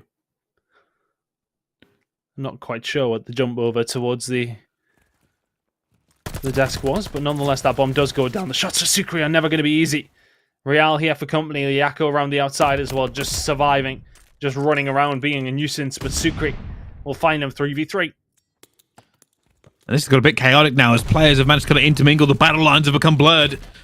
Sucre looking for whoever could possibly be in this side as he smashes that door open. It's still a 3 versus 3. What is going on? Eric Boom eventually finds one. Lucky onto Super at the same time. Sucre and Eric Boom facing off, and Eric Boom gets his second. And now Lucky hits platform, but he's been found, he's been seen, and Journey is holding that door closed. AIM Esports take that round, but what on earth was that? Bizarre. Back and forth between them. It just seems to be like ships in the night down towards the station side.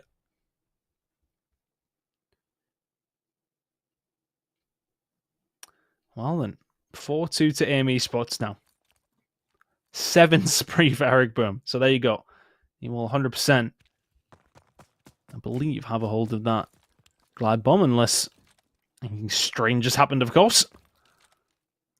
The only thing happening right now is a big push towards A that Eric Boom has already taken down Sucre. Oh, he's going to stay alive. Needs to keep pushing away.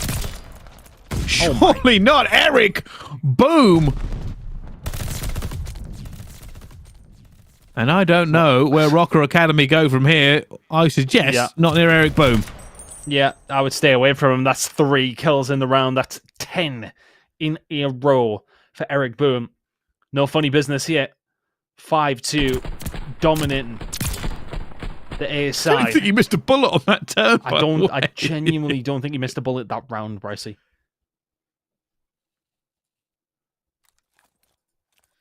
Well,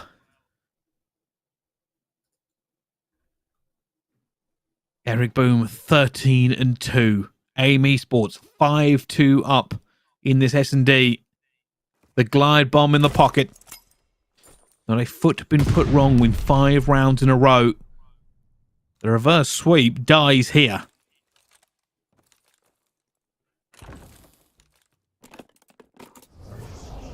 Here we go. Sweep being called in. What's the play for Lucky? It's back into fire, but there's just so much open ground around it. Super will find them, Metals. Before that, finds a kill onto Yako. Super. I mean, he's had help from Eric Boom. Eventually, he will fall. Journey will find another. It's a 2v1 for Real to stay in the game. Run!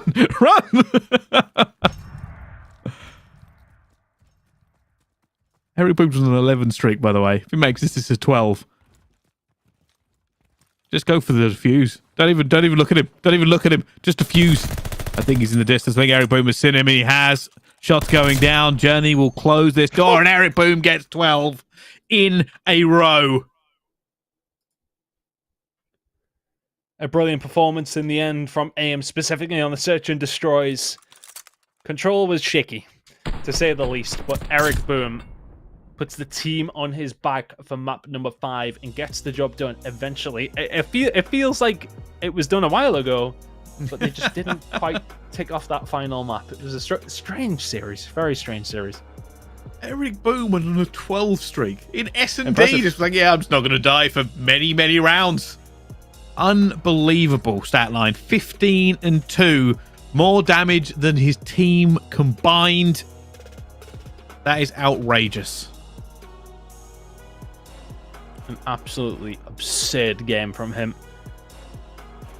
As you said, the rest of his team, it's not there for them. They did not even as much damage as the one player on their team in Eric Boom. A 15-2 scoreline. 11 of those kills not traded. 12 spray alongside of it. 3 first bloods. Just the kind of performance you want out one of your star players. AIM Esports would get the job done though, as you can see. Tell the tip is here. Close map number 1. They came back there. A dominating search and destroy.